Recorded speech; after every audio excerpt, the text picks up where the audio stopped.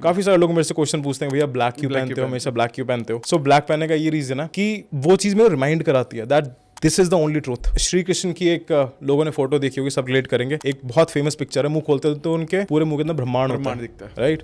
वही सेम चीज हम सबके अंदर है। मेडिटेटिव भी हम ऐसे करते हैं और अगर हम इसको ऐसे कर देंगे, लिखते भी हम ऐसे ही हैं। सो इसलिए तुमको अपनी किस्मत खुद लिखनी है। एक एक्सरसाइज और कराता हूँ, आंखें बंद करो, कंप्लीट शून्य स्टेट पर आ जाओ, कंप्लीट शून्य स्टेट पर, जीरो की मुझको कुछ नहीं पता, मेरे को अपने बारे में कुछ नहीं पता, मेरे ब्रह्मांड के बारे में कुछ नहीं पता। बार बार अपने आप से बोलो that I am happy, I am happy, I am happy, I am happy, सब कुछ अच्छा हो रहा है, सब कुछ अच्छा हो रहा है। कि तुम्हारी 3 तरह की एजेस होती हैं। एक होती है तुम्हारी डॉक्यूमेंटेड एज, जिस टाइम पे तुम पैदा हुए होते हो। एक होती है तुम्हारी बायोलॉजिकल एज और एक होती है साइकोलॉजिकल एज। ग्रेटफुल फील करना स्टार्ट करो। अगर तुम्हारे हाथ चल रहे हैं, सुबह उठ के फील करो इसको, वक्त दो कि यार मेरे हाथ चल रहे हैं, मेरा दिल अच्छे से काम कर रहा है, मेरे को खाना मिल पा रहा है, मैं सुबह उठ पाया हूँ। लोग नहीं उठ पाते हैं सुबह। बटरफ्लाई इफेक्ट ये कहते हैं कि जो भी आप छोटी छोटी चीज़ कर रहे हो उसका इम्पैक्ट पूरी दुनिया पर हो रहा है। अभी हम यहाँ पर बात कर रहे हैं, हमारी बातें पता नहीं कहाँ कहाँ पर पहुँचेंगी, और उस थॉट के साथ कितने सारे लोग छोटे छोटे एक्शंस लेंगे और उस एक्शंस के साथ जो रिजल्ट आएंगे वो कितनी लोगों की लाइफ चेंज करेगी। डायरी ले लो, डायरी में खुद के टाइमिंग्स लिखो कि तुम किस टाइम पर सबसे ज़्यादा फिजिकली एक्टिव रहते हो, किस टाइम पे सबसे ज़्यादा साइकोलॉजिकली एक्टिव रहते हो, किस टाइम पे इमोशनली सबसे ज़्यादा एक्टिव रहते हो। एनर्जी ना ही क्रिएट करी जा सकती है ना डिस्ट्रॉय करी जा सकती है, वो बस एक जगह से दूसरी जगह पर ट्रांसफर होती है। और यही चीजें भागवत गीता में लिखी हुई है कि आत्मा ना तो जन्म लेती है ना मरती है, सिर्फ एक जगह से दूसरी जगह पर जाती है। आपने जस्ट अभी कैंची धाम की बात की, मैं भी कई बार गया हूँ और मैं हनुमान भक्त भी हूँ, तो चलो मिलते हैं, क्योंकि मैंने बहुत सुना था कैंची धाम के बारे में कि वहाँ की पावर कुछ मैजिकल है। आप बहुत अपनी वीडियोस में बात करते हो, तो आपको क्या मैजिकल एक्सपीरियंस हुआ? मंदिरों का मेन पर्पस होता था मेडिटेट करना, ध्यान लगाना, क्योंकि उनकी पोजीशनिंग ऐसी थी कि वो जो फ्रीक्वेंसी है ना वो ऊपर के साथ कनेक्ट होगी, और जब कनेक्ट होगी तो गौतम बुद्ध ने एक टर्म दिया था यूनिवर्सल मेमोरी। भागवत गीता की एक एक थॉट से सर पूरी दुनिया में अलग अलग कंट्रीज ने फिलोसफीज बना ली हैं। पूरी एक अलग स्टोइक फिलोसफी है। स्टोइक फिलोसफी कहती है कि आपको ना ही पेन पे फोकस करना है ना ही प्लेजर पे फोकस करना है। वो भागवत गीता के एक श्लोक से है कि आपको सिर्फ शून्य स्टेट पर रहना है। इस सबको मैं एक एक्सरसाइज देता हूँ, जब भी रात में सो एक अपने पास अलग से एक छोटी सी रेड डायरी रखो, अपने इमोशंस डिसाइड करो कि अगले दिन आपको किस तरीके से फील करना है। लिखो कि मेरे को कॉन्फिडेंट फील करना है, I am confident tomorrow, I am happy tomorrow, I am energetic tomorrow. उसको डायरी को अपने अलग माथे पर रखो। हेलो दोस्तों, लॉ ऑफ अट्रैक्शन के एक और जोरदार पॉडकास्ट में आपका बहुत बहुत स्वागत है। आज हमारे साथ एक बहुत ही खास पर्सन है जो कि अपनी लाइफ में बहुत सारे लोगों की जिंदगी को बदल चुके हैं, मेंटोरशिप कर रहे हैं, लोगों को लाइफ कोच कर रहे हैं, लोगों को अपनी जिंदगी को सही से लीड करने में हेल्प कर रहे हैं। लॉ ऑफ अट्रैक्शन के बारे में बात कर रहे हैं, मैनिफेस्टेशन के बारे में बात कर रहे हैं और एक सक्सेसफुल माइंडसेट के बारे में बात कर रहे हैं। जब मैंने इस पॉडकास्ट से पहले उनके साथ थोड़ा सा वक्त बिताया तो मुझे ये महसूस हुआ कि ये एक ऐसा माइंडसेट है जो ऐसी फ्रीक्वेंसी कैरी कर रहे हैं कि अगर कोई भी इनके साथ थोड़ा भी वक्त बिताएगा या इनके कंटेंट को जो भी कंज्यूम करता होगा उसे पता होगा कि एक सही वाइब्रेशन में शिफ्ट इमीडिएटली कैसे होना है, वो मैंने लाइव महसूस किया है। तो शिक्षित जी, आपका बहुत बहुत स्वागत है। Sir, thank you so much मेरे को इन्वाइट करने के लिए। I am very grateful for the universe कि इतनी सारी जर्नी के बाद यूनिवर्स ब्रॉट मी हियर, यहाँ पर लेके आया। और I would like to share an experience कि जब आपका इनविटेशन आया मेरे पास तो मैं थोड़ा सा ना स्केप्टिकल था कि मेरे से होगा पॉडकास्ट नहीं होगा। तो मैं ड्राइव कर रहा था तो रेड लाइट पे मेरी गाड़ी रुकी, मेरा दिमाग बिल्कुल ब्लैंक था। मैं वही यूनिवर्स से क्वेश्चन पूछ रहा था, खुद से क्वेश्चन पूछ रहा था। तो तभी सामने से एक ट्रक जाता है, उस पर आपका नाम बड़ा बड़ा लिखा हुआ था, मिस्टर अमित कुमार। एंड एक बात मैं आपको बताना भूल गया कि मेरे डैड का नाम भी अमित कुमार है। So it's totally connected. Amazing. कि फर्स्ट पॉडकास्ट मेरा आपके साथ ही होना था, ये सारा प्लान था। सो इट्स अ गॉड, ये गॉड्स प्लान है एक। नहीं, मैं सच में गॉड मास्टर प्लान में बहुत ज़्यादा बिलीव करता हूँ और मैंने आपका कंटेंट भी देखा है, मतलब बहुत ही पावरफुल कंटेंट आप बना रहे हो। जब मैंने ये नाम पहली बार देखा ना, शिक्षित टॉक, तो मैंने एक्चुअली में यही सोचा, मैंने आपका नंबर भी शिक्षित करके ही सेव किया हुआ है और मेरे को बाद में पता चला आपका नाम है शिखर चौधरी जी। आई डोंट नो कितने लोग जानते होंगे शिखर चौधरी, बट बहुत कम लोग जानते हैं। लेकिन ये शिक्षित एक बड़ा ही थॉट कैसे आया? शिखर से शिक्षित निकला है, कैसे थॉट आया? सर ये अगेन मेरे साथ अभी जब से पैदा हुआ तब से मैजिकल चीज़ें हो रही हैं। जैसे आपको पता है कि इंसान का जन्म 84 लाख योनियों के बाद होता है, तो वो एटलीस्ट वो सबसे ज़्यादा पावरफुल चीज़ है, but people don't like realize that thing. पर अगर तुम इसी माइंडसेट से लोग लाइक चलेंगे कि हम ग्रेटफुल हैं, हमारा जन्म हुआ इंसान में, हो सकता है तुम पेड़ बन जाते, हो सकता है तुम कोई जानवर बन जाते, तो ये माइंडसेट मेरा हमेशा स्टार्टिंग से रहा है। And after so many struggle, so many hit and trial, चाहे वो मॉडलिंग के अंदर हो, एक्टिंग के अंदर हो, गवर्नमेंट जॉब्स क्रैक करने के अंदर हो, जॉब के अंदर हो, 15-20 दिन जॉब करी थी, राइट। तो वन फाइन डे जब मैं इंट्रोस्पेक्ट कर रहा था, मैंने आइसोलेशन के अंदर ही टाइम स्पेंड करा है। 2016 के बाद I have spent all my time into isolation. मैंने डार्कनेस को कम्प्लीटली अडॉप्ट कर लिया था, क्योंकि जितनी भी ग्रोथ होती है लाइफ की, वो डार्कनेस के अंदर ही होती है। आप देखोगे कि एक सीड जो होता है, जब सीड ज़मीन के अंदर जाता है, वो भी डार्कनेस के अंदर होता है। और जो एक बच्चा पैदा होता है, वो भी डार्कनेस के अंदर होता है। और जो एक बच्चा पैदा करने का जो प्रोसेस होता है, वो भी डार्कनेस के अंदर ही होता है। So darkness is the only truth, उसके अलावा और भी कोई ट्रूथ नहीं है। काफ़ी सारे लोग मेरे से क्वेश्चन पूछते हैं, भैया ब्लैक क्यों पहनते हो, हमेशा ब्लैक क्यों पहनते हो। सो ब्लैक पहनने का ये रीज़न है कि वो चीज़ मेरे रिमाइंड कराती है that this is the only truth. जब हम पैदा होते हैं आंखें बंद रहती है, जब हम मरते हैं तब भी आंखें बंद रहती है, तो डार्कनेस ही होती है। सो एक दिन मैं आपके क्वेश्चन पे आता हूँ कि शिक्षित नाम कैसे पड़ा। तो मैं बाथरूम में नहा रहा था, अगेन कॉन्स्टेंटली थिंकिंग। तो जब आप नहाते हो ना, इससे काफ़ी सारे लोग रिलेट करेंगे, और जब रिलेट करो तो मेरे को बताना कि तुम्हें क्या क्या थॉट्स आते हैं कमेंट्स के अंदर, लेकिन नहाते टाइम। तो एकदम से नाम आया शिक्षित, और लाइक यार ये द शिक्षित टॉक्स बन सकता है, क्योंकि तब तक मैं इंस्टाग्राम और यूट्यूब स्टार्ट कर चुका था, क्योंकि मेरा एक स्टार्टअप पे भी काम कर रहा था, तो उसका नाम द एडिशियो एरिगेशंस था। पर मेरे दिमाग में हमेशा रहा था कि इतनी सारी बुक्स पढ़ी, इतना एक्सपीरियंसेस हैं, तो I have to share that particular thing. तो वो सीड मैंने था वो। अब जब तुम आइसोलेशन के अंदर रहते हो, तो एकदम से एक थॉट आया शिक्षित। मैं तुरंत बाथरूम से तौलिया बांध के निकला। मेरी एक डायरी हमेशा रेडी रहती है, डायरी के साथ पेन रहता है, क्योंकि ये लिखने की आदत मैंने अपने मेंटोर से सीखी है कि तुमको चीज़ें लिखनी है, क्योंकि थॉट्स जब तुम्हारे पास आते हैं ना, वो रुकने के लिए कभी भी नहीं आते।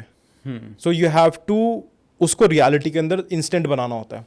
अब लोग सोचेंगे कि इंस्टेंट कैसे बनाएंगे रियलिटी के अंदर, क्योंकि एक्शंस लगते हैं। इंस्टेंट बनाने के लिए first you have to write. कोई भी थॉट आ रहा है, उसको तुरंत लिख लो। लिखने के बाद वो शिक्षित मैंने लिखा, उससे जो जो चीज़ें रैंडम आइडिया आ रहे थे कि लाइफ कोचिंग, इतनी सारी बुक्स पढ़ी, एक्सपीरियंसेस ऑल दी स्टफ। फिर द शिक्षित के साथ फिर मैं कहा शिक्षित कुछ इनकम्प्लीट लग रहा है, मैंने टॉक्स डाल दिया। फिर नहा के मैं तुरंत निकला, मैंने अपना लाइक आईपैड खोला। तो मैं स्टार्टिंग से अपने आप को ना क्रिएटिव इंसान मानता हूँ। तो मैंने पीपीटी जो एक लाइक की नोट होता है, की नोट पे रैंडम सा ब्लैक लिया, क्योंकि ब्लैक तो हमेशा दिमाग में रहता है। ब्लैक लिया, ब्लैक पे द शिक्षित टॉक्स लिखा, उसको लाइक एनिमेट करा, और 1 घंटे के अंदर मैंने व्हाट्सएप पर स्टेटस डाल दिया कि द शिक्षित talks is coming very soon. अब वो दिन आज का दिन है। अब 1-1.5 साल के अंदर 1 मिलियन इंस्टाग्राम के फॉलोअर्स हो चुके हैं। सो ये सिर्फ उसी थॉट की वजह से हुआ है। सो आई वुड एडवाइस एवरीबडी जो भी देख रहे हैं कि जो भी तुम्हारे पास थॉट आया ना, उसको लिख लो, नो मैटर कितना बड़ा हो, कितना छोटा हो, कितना स्टूपिड हो, क्योंकि कोई भी एक थॉट स्टूपिड नहीं होता है। जब राइट ब्रदर्स ने एक प्लेन बनाने के बारे में सोचा होगा, तो सबसे पहले उनके दिमाग में आया होगा, उन्होंने लोगों को बताया होगा कि हम एक ऐसी चीज़ बनाएंगे जिसमें लोग बैठ के हवा में उड़ेंगे। लोगों ने कहा होगा कि यार ऐसे तो नहीं हो सकता, you are so stupid and all the stuff, काम करो, ये करो। पर उन्होंने उसको लिखा। स्टार्टिंग ही लिखने से होती है। एक चीज़ होती है ना कि भगवान किस्मत लिख के भेजता है। So people need to realize कि आप ही गॉड हो, that you are the only god, right. अब लोग कहेंगे भैया कैसे गॉड हैं, हम कैसे गॉड हैं? नहीं, you are the only god. आपके अंदर भगवान है, आपके अंदर पूरा यूनिवर्स है। अब श्री कृष्ण की एक लोगों ने फोटो देखी होगी, सब रिलेट करेंगे। जब वो मुंह खोलते हैं ना, एक बहुत फेमस पिक्चर है, मुंह खोलते हैं तो उनके पूरे मुंह के अंदर ब्रह्मांड दिखता है, राइट। वही सेम चीज़ हम सबके अंदर है। यूनिवर्स बनाए ऑक्सीजन से, नाइट्रोजन से, ऑक्सीजन, नाइट्रोजन एंड हाइड्रोजन से। वही सेम कंपोनेंट्स हमारे अंदर है, सेम कंपोनेंट्स पूरी दुनिया के अंदर है। So we have to realize that we are god. अगर भगवान ने हमको जन्म दिया है तो हम भगवान ही हैं। फॉर एग्जाम्पल, अगर कोई जानवर, शेर अपने बच्चे को जन्म देता है तो वो भी शेर ही होता है, वो कुत्ता नहीं होता। कोई बिल्ली अपने बच्चे को जन्म देती है, वो बिल्ली होती है। इंसान अपने बच्चे को जन्म देता है, वो इंसान ही होता है। तो भगवान ने अगर जन्म दिया तो हम भी तो भगवान हैं। बस वो रियलाइजेशन लेके आना है। अब जितने भी हमारे भगवान रहे हैं, राइट, तो भगवान क्यों बने? वो कॉन्स्टेंट मेडिटेशन कर करके। स्टार्टिंग में किसी को भी नहीं पता था that they are god. Example हम हनुमान जी का लेते हैं। हनुमान जी को नहीं पता था कि उनके अंदर लाइक शक्तियाँ, उनको रियलाइज़ करवाया था कि तुम्हारे अंदर इतनी सारी शक्तियाँ हैं। और वो हनुमान जी ने बहुत ध्यान लगाया, बहुत मेडिटेट करा, अपने आप को इस लेवल पे लेके गए कि अपने आप को बड़ा भी कर सकते हैं। तब लाइक रामायण सबको पता है फिर। So this is the thought people need to adopt. काफ़ी सारे लोग एग्री नहीं करेंगे, पर लास्ट तक ज़रूर एग्री कर जाएंगे। नहीं, मैं आपको बताना चाहता हूँ, जो हमारी ऑडियंस है वो इन सब बातों में एक्चुअली बिलीव करती है। और आपने बहुत सही बोला कि जैसे हम भी हमेशा ये बोलते तो है ना कि हम भगवान हम सबके अंदर है, ट्रू है ना। तो जब भगवान के और हम भगवान के खुद अंश ही हैं, और क्या, तो ये बहुत अच्छा थॉट है कि अगर हम ये सोचना शुरू कर दें कि हम ही भगवान है, क्योंकि हमें भी ये भी पता है कि हम ही क्रिएटर हैं अपनी लाइफ के। True. Wow, this is so good. ये तो बहुत ही एक चीज़ और, बहुत अच्छा पर्सपेक्टिव है। लोग कहते हैं कि अले बच्चों के अंदर भगवान होता है, तो बड़ा होते होते कहाँ चला जाता है? You need to ask. वो बड़ा होते होते तुम्हारी सोशल कंडीशनिंग हो जाती है, सोशल रिप्रोग्रामिंग हो जाती है, एजुकेशन सिस्टम तुमको रिप्रोग्राम करता है बताने के लिए that you are not enough, you are not enough, और वो तुम्हारे बिलीफ के अंदर बैठ जाता है। और जो बिलीव करोगे तुम वैसे ही तुमको इमोशन आएगा। तो आज हम इमोशंस के ऊपर थोड़ा डिटेल में बात करने वाले हैं। क्योंकि एक्चुअली ना इमोशन, आपको बताइए कि हमने जब इस बारे में बात की कि जब हम when it comes to law of attraction, manifestation, इसमें इमोशंस बहुत इंपॉर्टेंट रोल प्ले करते हैं। ठीक है, बहुत सारे जब कुछ भी लॉ ऑफ अट्रैक्शन की प्रैक्टिस कर रहे होते हैं, कोशिश कर रहे होते हैं, और जब वो बिना भावनाओं के कुछ भी करने की कोशिश करते हैं तो वो मैनिफेस्ट नहीं होता है। तो आप इसको कैसे देखते हो? मतलब आपका इसमें क्या टेक है कि इमोशंस कैसे लाया जाए, मतलब how do we do it? अभी ना मैं लोगों से क्वेश्चन पूछूंगा, तो प्लीज़ वीडियो को पॉज करके नीचे आंसर लिखना कि इमोशंस कहाँ से आते हैं। लोग कहेंगे दिल से आते हैं इमोशंस, बट इमोशंस कभी भी दिल से नहीं आते। इमोशंस हमारे थॉट्स से आते हैं, राइट? अब मैं आप सबको एक्सरसाइज देता हूँ, सर आप भी प्लीज़ वो एक्सरसाइज करना। आंखें बंद करके अपने लाइफ का जो सबसे वर्स्ट पार्ट रहा है, हर एक की ज़िंदगी के अंदर चैलेंजेस आते हैं, उसके बारे में आप कांस्टेंट थिंकिंग करते रहो, कांस्टेंट थिंकिंग करते रहो। जब आप सोचोगे ना, आपको धीरे धीरे वैसे इमोशन आने लग जाएंगे। अब फॉर एग्जांपल किसी ने अपनी लाइफ के अंदर कोई डेथ देखी हो, कोई बुरा टाइम देखा हो, तुम उस पर जाओगे, तुमको वैसे इमोशंस क्रिएट हो जाएंगे। Correct. और ऑन द कॉन्ट्ररी, अगर तुम आंखें बंद करके तुम वो टाइम उस टाइम के बारे में सोचोगे जिस टाइम में आपको सबसे ज़्यादा अच्छा लगा। फॉर एग्जांपल जितने मैरिड लोग हैं, अगर उनका एक बच्चा होता है तो वो सबसे पावरफुल टाइम होता है। और जब किसी का फ्रेंड सक्सेसफुल होता है उसके लिए बहुत हैप्पी वाली चीज़ होती है। जब किसी कोई अचीवमेंट होती है उसके लिए बहुत हैप्पी वाली फीलिंग होती है। कोई अपने लाइक पेट से मिलता है, मेरे पास पेट भी है, पीनट है उसका नाम, so shout out to peanut. तो पेट से मिलता है तो इमोशंस लाइक जनरेट होते हैं। सो इमोशंस सारे थॉट से आते हैं। So people need to understand कि ये दिल से नहीं आ रहे इमोशन। दिल से सिर्फ मूवीज़ ने बताया, गानों ने बताया कि दिल चुरा लिया। कोई दिल नहीं चुराता तुम्हारा। लोग मेरे पास कंसल्टेशंस के लिए आते हैं कि भैया मेरा दिल टूट गया। मैं कहा अगर तेरा दिल टूट गया होता तो जिंदा नहीं होता तो। अब आप देखो, लोगों का दिल टूटता है, कभी उनकी किडनी नहीं टूटती, कभी लंग्स नहीं टूटते उनके, क्योंकि वो उनकी कंडीशनिंग हुई है, तो बचपन से कंडीशनिंग हुई है। बॉलीवुड ने, सॉन्ग्स ने चीप डोपामिन प्रोवाइड कर करके एक झूठ को इतनी बार बोला गया कि वो मानने लगे कि भाई इमोशंस तो यहीं से आते हैं, पर इमोशंस यहाँ से आते हैं। It's all here. ये पूरा एक आपका, इसको CPU मान के चलो। अब जैसे कंप्यूटर का CPU होता है, हम जैसे सॉफ्टवेयर उसके अंदर डालेंगे वो वैसे ही प्रोग्राम करने वाला है। एंटीवायरस डाल देंगे, ख़राब हो जाएगा। सेम मेजॉरिटी ऑफ द लोगों के ब्रेन के अंदर एंटीवायरस भरे पड़े। Antivirus in the terms of wrong beliefs, wrong notion, negative self talk, ये सारी चीज़ें। तो ये रॉन्ग जो बिलीफ सिस्टम है इसको कैसे क्लीन करें? रॉन्ग बिलीफ सिस्टम को सबसे पहले, अगेन मैं डार्कनेस पर आ जाता हूँ। Darkness is the only thing, you have to put yourself into complete and the utter darkness. अपने आप को आइसोलेशन के अंदर डाल दो, भूल जाओ दोस्तों को, भूल जाओ रिश्तेदारों को, सबको भूल जाओ। हमेशा के लिए नहीं कह रहा हूँ, कुछ टाइम पीरियड के लिए। क्योंकि जैसे स्टार्टिंग के अंदर बताया, जितनी भी पावरफुल ग्रोथ होगी you have to sit into darkness, isolation के अंदर। एग्जाम्पल गौतम बुद्ध का लेता हूँ। गौतम बुद्ध लाइक राजा रहे थे, राइट? उनके पास सारी फैसिलिटीज़ थी, पर उनको अपने आप को ढूंढने के लिए, अपने अंदर जाने के लिए, डार्कनेस के जाने के लिए अपने आप को आइसोलेशन के अंदर डालना पड़ा। तो आपको भी अपने आप को आइसोलेशन के अंदर डालना पड़ेगा, अपने आप से सवाल पूछने पड़ेंगे। फॉर एग्जांपल लोगों के एक कंडीशनिंग बन जाती है कि मैं फेलियर हूँ, राइट? तो you are not failure, you are the winner, right? अब तुम फेलियर सिर्फ एक एक्सपीरियंस के बेसिस पे कहते हो कि मैं यार एग्जाम के अंदर फेल हो गया। तुम सिर्फ एक छोटा सा पर्सपेक्टिव देख रहे हो और उसी को ब्रेन में बार बार रिपीट कर रहे हो। और जितनी भी चीज़ तुम रिपीट करोगे, there is a technique called revision technique. तुम जो भी चीज़ रिवाइज करते रहोगे वो चीज़ तुम्हारे दिमाग के अंदर कंठस्थ हो जाएगी। अब जो चीज़ कंठस्थ हो जाएगी वो तुम्हारे इमोशंस के अंदर लाइक क्रिएट होगी। और जब बिलीफ सिस्टम को ब्रेक करने के लिए आता है, फॉर एग्जाम्पल अब जैसे गिटार काफ़ी सारे लोग बजाते हैं, गिटार काफ़ी सारे लोग नहीं बजाते। अब लोग कहते हैं कि मेरे को गिटार बजाना नहीं आता, तो तुमको इस पूरे सेंटेंस को रिफ्रेम करना है। तुमको ये नहीं बोलना कि मेरे को गिटार बजाना नहीं आता, तुमको ये बोलना है कि मैंने कभी गिटार बजाने की प्रैक्टिस नहीं करी है, कभी सीखा नहीं है। अगर मैं सीखूंगा, अगर मैं प्रैक्टिस करूंगा तो मेरे को ये आ जाएगा। सो इस तरीके से अपने आप से सेल्फ टॉक करनी होती है, because self talk is very important thing. सबसे हार्ड कॉन्वर्सेशन इंसान अपने आप से ही करता है। जिस दिन उसने अपने आप से सही सवाल पूछने शुरू कर दिया, उस दिन उसकी ज़िंदगी चेंज हो जाएगी। अब सही सवाल पूछने के लिए अंधेरे में जाओगे तो डर लगेगा, तो अंधेरे में तो जाना पड़ेगा। एक हमारे उपनिषद के अंदर एक कहावत है कि जो ज्ञान आपको डराएगा नहीं वो ज्ञान आपको बढ़ाएगा नहीं।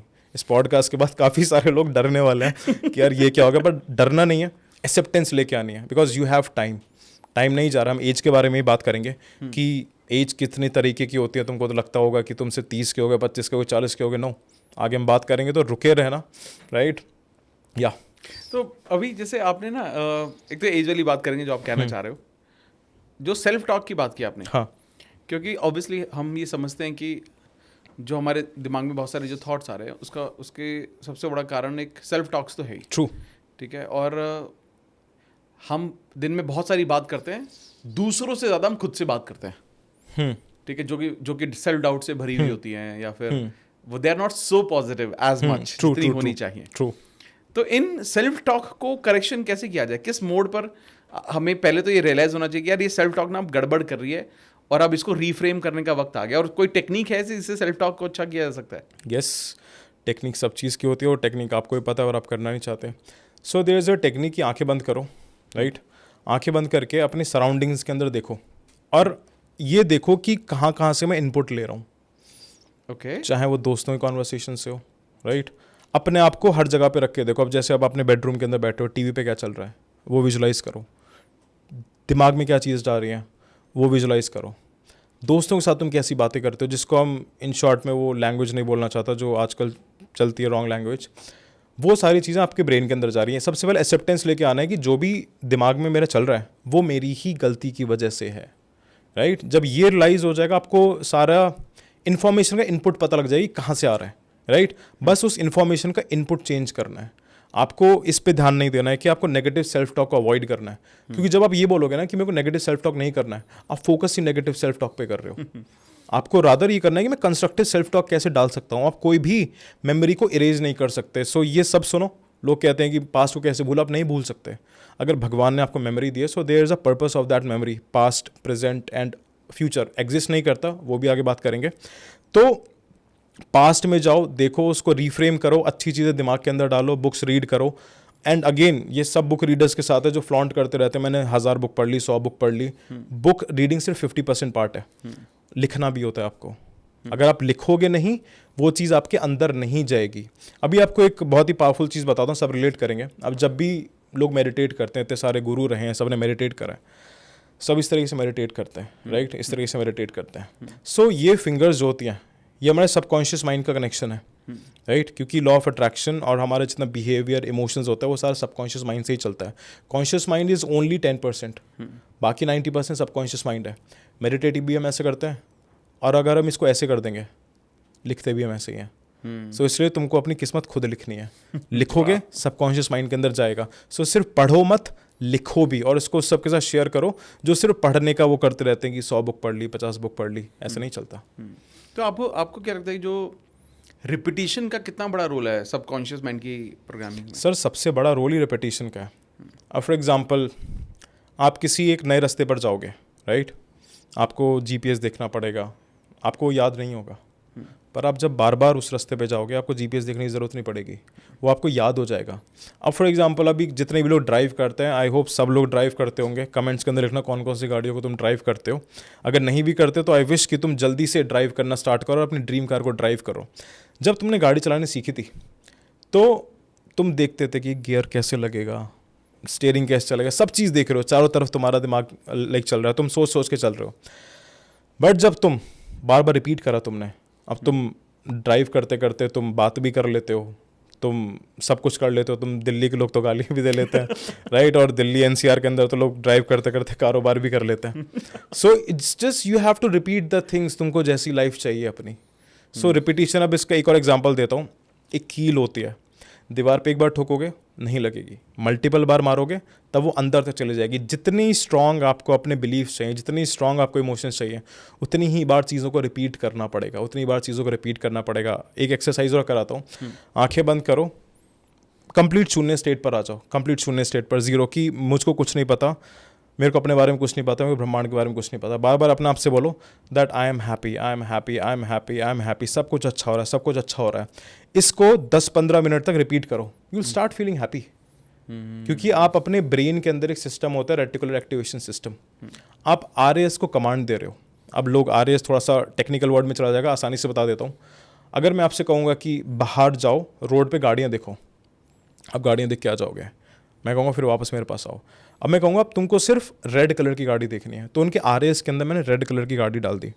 अब आपका जो विजन होगा, आप सिर्फ रेड कलर की गाड़ी ही देखोगे। सेम अगर आप अपने ब्रेन के अंदर बार बार डालोगे that I am happy, I am happy, I am happy, आप हैप्पीनेस की सारी अपॉर्चुनिटीज देखने लग जाओगे। If you are alive, if you have mobile phone, then you are happy.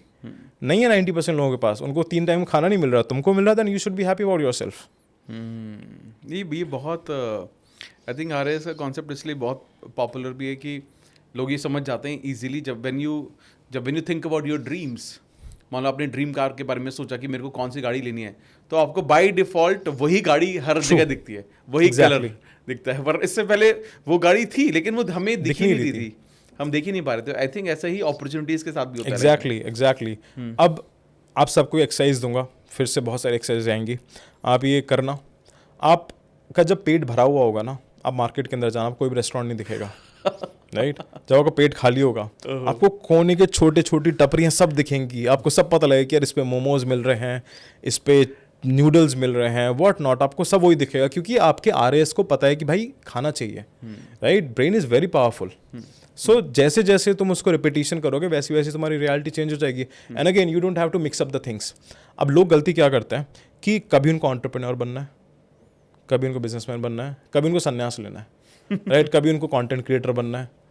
तो उन्होंने अपने RAS को ही कंफ्यूज कर रखा है। वो कह रहा है भाई क्या क्या चीज़ें करूँ यार मैं, तो कोई एक चीज़ बताएगा तो मैं एक चीज़ लाइक ढूंढूंगा।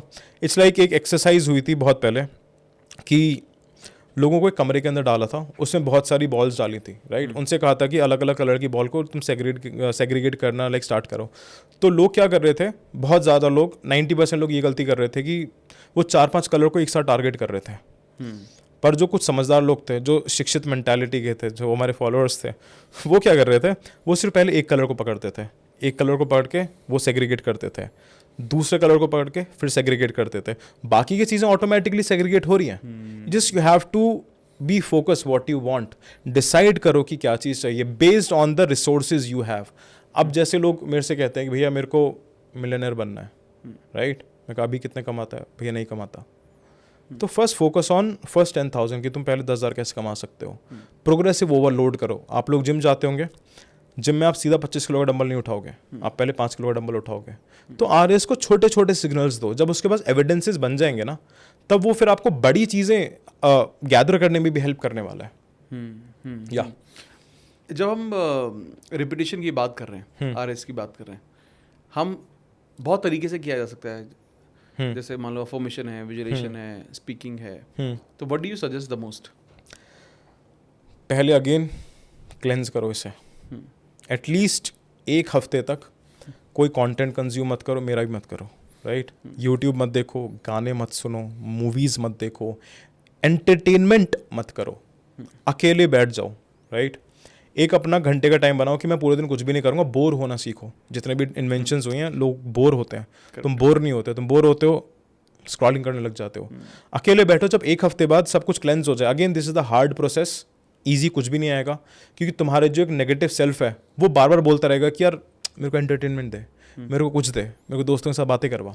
बस उस फेज को क्रॉस करना है। जब वो फेज क्रॉस हो जाएगा, उसके बाद एक डायरी लेनी है, अगेन रेड कलर की डायरी लो, क्योंकि रेड कलर आंखों को ज़्यादा दिखता है। रेड कलर की डायरी लो, उसमें लिखो दैट व्हाट यू वांट। तुम ये चीज़ नोटिस करोगे कि जो चीज़ तुमको 1 हफ्ते पहले चाहिए थी, वो चीज़ तुमको अब नहीं चाहिए, क्योंकि तुम दूसरों के इन्फ्लुएंस में रह के अपने ड्रीम्स बना रहे थे। फिर से सुनो, तुम दूसरों के इन्फ्लुएंस में रह के अपने ड्रीम्स बना रहे थे। 90% ऑफ द बच्चे यही गलती कर रहे हैं कि उनको अपने ड्रीम्स ही नहीं पता। लोग देखते हैं कि वो एक्टर बन गया, मुझे भी एक्टर बनना है, वो कंटेंट क्रिएटर बन गया, मेरे को भी कंटेंट क्रिएटर बनना है। पर चीज़ें ऐसे नहीं चलती हैं। You have to ask yourself कि तुम्हारी एक ऑथेंटिक, एक स्पेसिफिक स्किल क्या, और स्पेसिफिक स्किल जानने के लिए again isolation is the only की।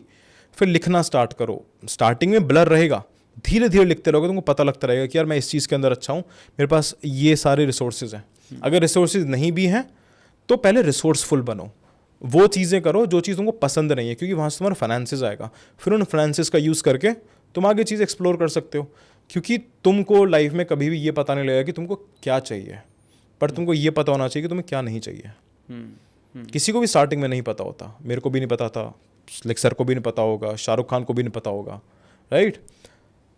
पर सक्सेसफुल लोग और अनसक्सेसफुल इंसान के अंदर ये डिफरेंस होता है कि सक्सेसफुल इंसान अपने आप को रिसोर्सफुल बनाता है, वो चीज़ें नई नई ट्राई करता रहता है. फिर बाद में जाके उसको पता लगता है कि अच्छा ये मेरे लिए चीज़ है, क्योंकि आप क्लेंज कर रहे हो ना अपने माइंड को चीज़ें कर करके.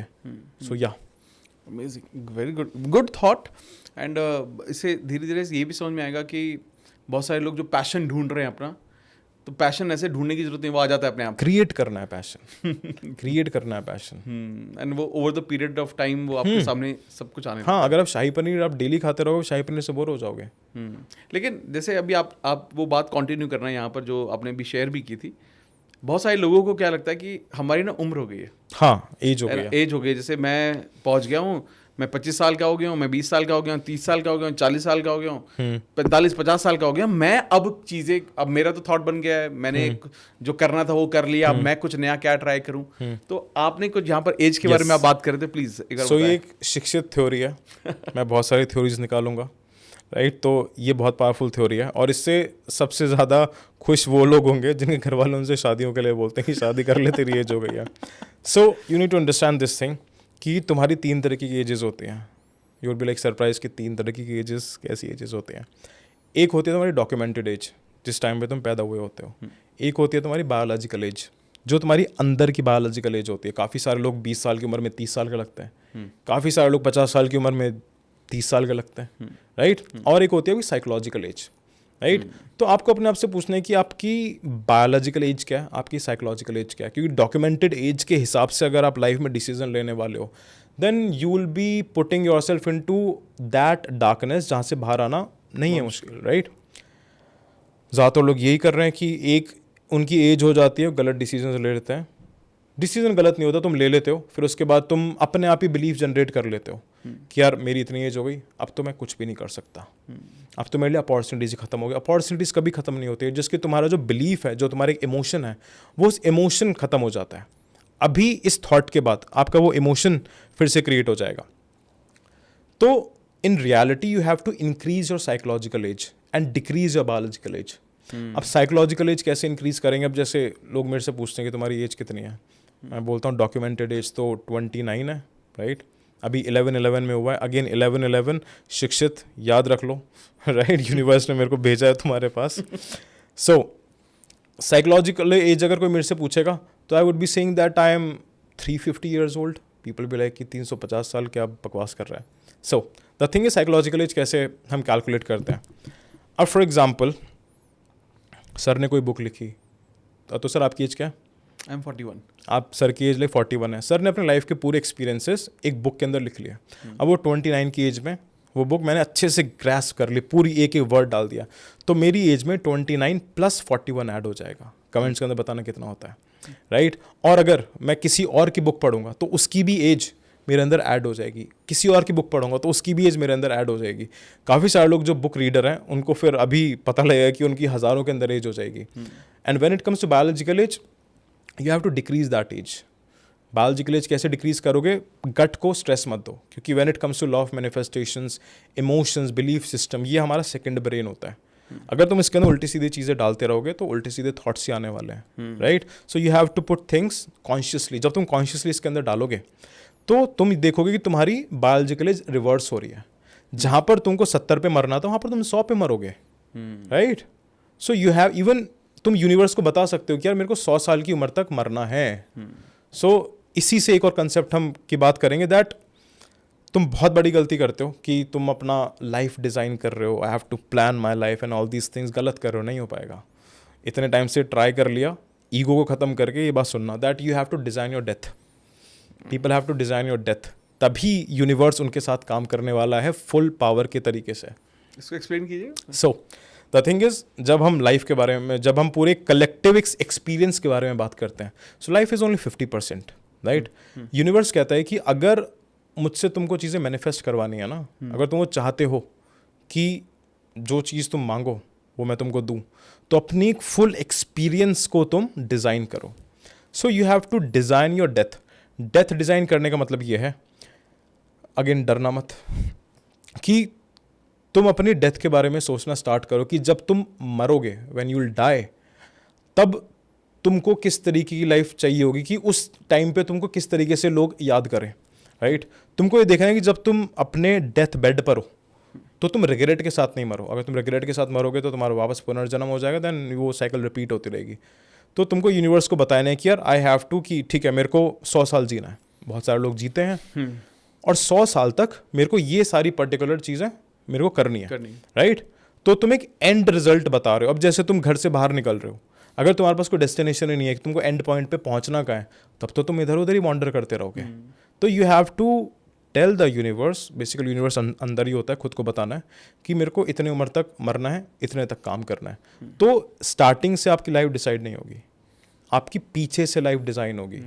आप डिसाइड कर लो, फिर उसके हिसाब से चीज़ें डिज़ाइन करो। कि फॉर एग्जांपल किसी को 100 में मरना है, मैं तो प्लान कर रहा हूँ 110 में मरना है, क्योंकि like 11 is my number, right? 110 साल की उम्र में मरना है आपको, तो आपको पता होना चाहिए कि आपको 100 साल की उम्र में क्या करना है।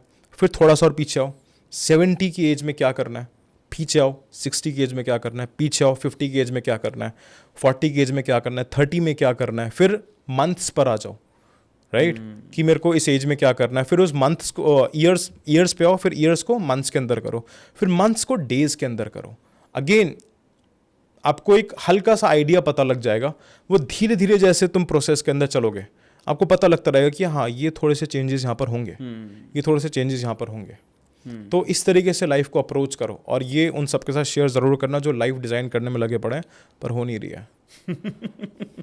ये एक्चुअली बहुत ही अच्छा थॉट है, क्योंकि जब हम मैनिफेस्टेशन की बात करते हैं तो हमेशा एंड गोल के बारे में, कि हमें क्या चाहिए या हम कहाँ पहुँचना चाहते हैं वहाँ। और अल्टीमेटली इनिशियली यू सेड कि जो डार्कनेस है, death basically is the reality, वहाँ तक हम पहुँचेंगे। तो अगर हम रिवर्स कैलकुलेशन करें तो प्रॉब्ली अपनी लाइफ को बहुत बेहतर तरीके से प्लान कर पाएंगे। इससे लोग एक चीज़ से रिलेट करेंगे, आपकी स्कूल की कॉपीज़ के अंदर, डायरीज़ के अंदर मेज़ होते थे, राइट, जिसको सॉल्व करते थे। आप कभी भी अगर स्टार्टिंग से सॉल्व करना स्टार्ट करोगे, आप नहीं कर पाते थे, आपको एंड से ही करना पड़ता था। सो लाइफ भी पीछे से डिज़ाइन करो, तब देखो तुम आगे कैसे बढ़ते हो। तो ज़िंदगी में एक और चीज़ आती है, हम्बलनेस। पीछे रहना स्टार्ट करो, आगे अपने आप चले जाओगे। Good thought. ओके। तो जैसे I feel you are very strong headed, मतलब आप डिटरमिन्ड हो। ट्रू। कि यार मैंने डिसाइड कर लिया तो मैं करूँगा उसको, मतलब ऐसा वाला थॉट है। तो एक सक्सेसफुल, जैसे अभी क्या है ना, ऑब्वियसली लोगों के जो एक्सपीरियंसेस हैं, हमें बहुत सारे लोग ऐसा देख रहे होंगे जो अपनी लाइफ में काफ़ी कुछ ट्राई कर चुके हैं, हार रहे हैं, लेकिन थोड़ा ढीले पड़ रहे हैं। लेकिन भगवान का मास्टर प्लान है जिसकी वजह से आज ये पॉडकास्ट उनको देखने को मिल गया, ठीक है? तो आपको the message you want to give them कि कैसे बाउंस बैक किया जाए, उसका एक सही तरीका क्या है? फेलियर जैसी कोई चीज़ें नहीं होती है, मानो ही मत फेलियर को। अब अगर मैं आपसे बोलूँगा, जब भी आपको कुछ डिसाइड, अब जब भी आपको पता लगाना हो ना कि ये चीज़ मेरे को पता है या नहीं पता है, तब ना उसकी डेफिनेशन पर जाना। आप लिखो फेलियर, आप उसको एक्सप्लेन करो इन 101 वर्ड्स। अगर आप 110 वर्ड्स के अंदर फेलियर को एक्सप्लेन कर पाए, तो इसका मतलब कि आपको पता है फेलियर के बारे में। नहीं कर पाए, कोई भी नहीं कर पाएगा, कि फेलियर जैसी चीज़ नहीं होती है। इसका एक थॉट है कि जब आप इस दुनिया के अंदर आए थे, आप नंगे थे, आपके पास एक भी पैसा नहीं था। उसके बाद जितनी भी चीज़ें हैं वो विन विन सिचुएशन है। उन सब चीज़ों के लिए ग्रेटफुल रहो।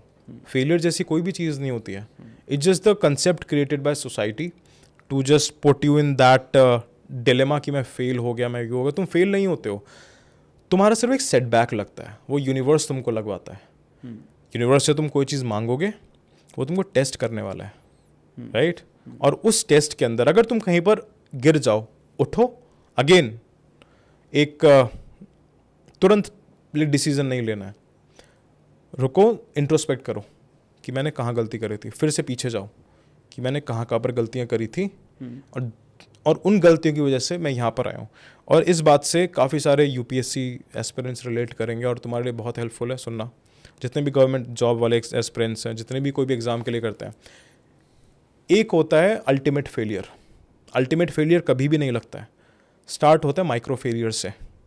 अब माइक्रो फेलियर्स कैसे होते हैं? आपने एक दिन पहले अपना अगर दिन प्लान नहीं करा, तो वो एक फेलियर है।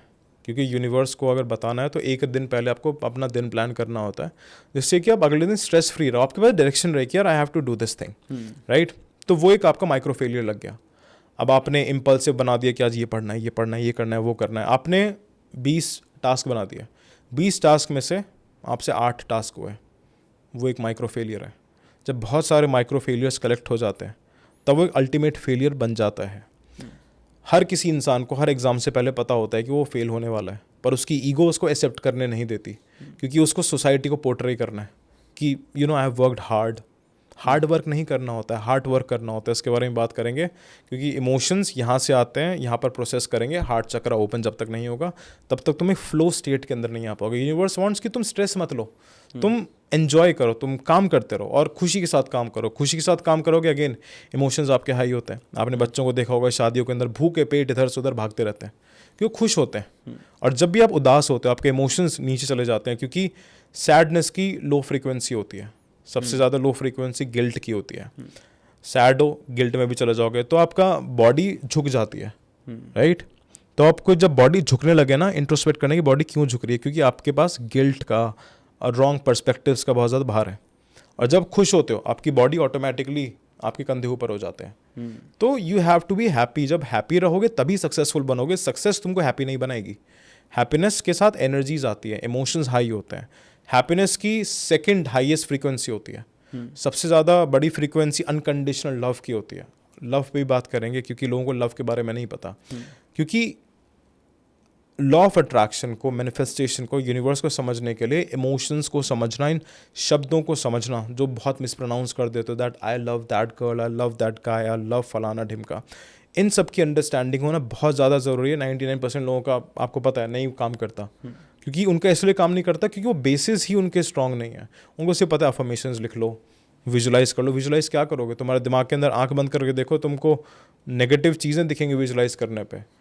तुमको अरिजीत सिंह गाना गाता हुआ दिखेगा, तुमको बुरी बुरी चीज़ें दिखेंगी, क्योंकि वही चीज़ इनपुट है। सो या तो ये जो आपने अभी बोला कि जो आपने बोला कि अनकंडीशनल लव, मतलब लव को पहचानना कैसे, मतलब आपका क्या थॉट है, मतलब क्या आप क्या कहना चाह रहे थे? यहीं पे बहुत कंट्रोवर्शियल चीज़ है। इसके ऊपर मैंने रील भी बनाई थी, 8 मिलियन व्यूज़ थे और आई गेस 3000 कमेंट्स है, जिसमें से 1800 तो मेरे को गालियाँ हैं। अच्छा, राइट। क्योंकि मैंने उनकी ईगो को एक डैमेज कर दिया था, उनके बिलीफ सिस्टम को थोड़ा सा ब्रेक करा था। सो लव इज़ समथिंग कि अगर आपको किसी इंसान से प्यार है, राइट, वो कुछ भी कर रहा है आपको फ़र्क नहीं पड़ेगा। वो किसी और के साथ शादी कर रहा है, फ़र्क नहीं पड़ेगा। Because love is something that you have to give.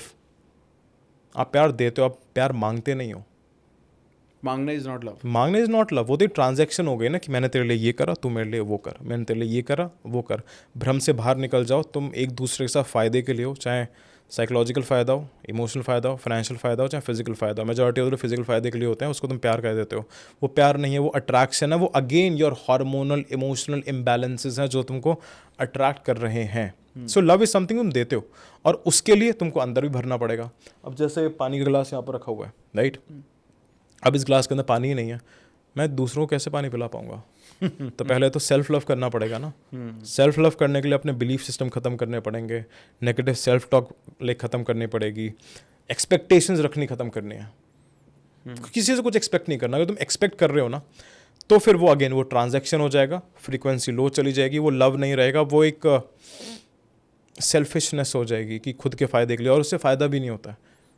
तो उसके लिए यू हैव टू मेडिटेट। प्यार के बारे में सीखो। तुमको प्यार के बारे में सीखना है। अगर तुम, क्योंकि तुम्हारे दिमाग में जो प्यार की डेफिनेशन है अगेन मूवीज से आई है, वेब सीरीज से आई है, और वो कांस्टेंट झूठ जब एक बार रिपीट होता रहता है तो उसको सच मानने लग जाते हो। अपने आप से एक चीज़ पूछो कि तुमने प्यार कहाँ से सीखा है? लोग कहेंगे हमें नहीं पता, पर उनको पता है, वो बोलेंगे नहीं, ईगो की वजह से। ईगो ही तो एक बैरियर है जो उनके इमोशनल की फ्रीक्वेंसी ऊपर नहीं जा पा रहा है। प्यार को सीखो, भगवत गीता पढ़ो, ओशो को पढ़ो, सदगुरु के बारे में पढ़ो, खुद से सेल्फ लव करो। Self love starts with isolation.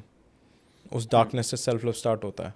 अगर तुम खुद को ही नरिश नहीं कर पा रहे हो, खुद को ही ग्रो नहीं कर पा रहे हो, लोग बड़ी बड़ी बातें कर देते हैं अपने गर्लफ्रेंड बॉयफ्रेंड से कि तेरे लिए चांद तारे तोड़ लाऊंगा। खुद के लिए क्या करा है तुमने? कुछ भी नहीं करा। तुम सिर्फ दूसरों के लिए, जितने भी लोग दूसरों के लिए करते हैं ना, वो इसलिए करते हैं कि वो खुद के लिए कुछ नहीं कर पाते हैं। तो थोड़ा सा एक सेल्फ सेंटर्ड बनो। खुद को जब तुम ग्रो करोगे, तुम्हारा ऑरा एक क्रिएट होगा, तुम्हारी इमोशनल फ्रीक्वेंसीज इतनी पावरफुल हो जाएंगी कि लोग अपने आप तुम्हारे पास आएंगे। मैं अपने वीडियोज़ के अंदर कोई एडिट नहीं करता क्योंकि आई लव माई वर्क। मैं लोगों से कुछ मांगता नहीं हूँ, मैं उनको देता ही हूँ। That is the only reason universe has given me 1 million followers in an year. एक साल पहले एक साल में 1 मिलियन हो गए। या wow, this is so good. मतलब आपने शेयर भी किया था। एंड मैं कहीं ना कहीं आपकी बात से समझ भी पा रहा हूँ कि जो ये अनकंडीशनल वाला है, दिस इज ट्रू लव।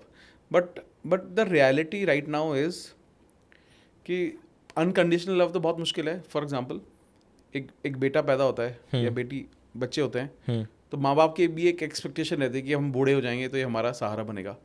तो आज आपको लगता है कि कोई प्यार है जो अनकंडीशनल है? वो अटैचमेंट है।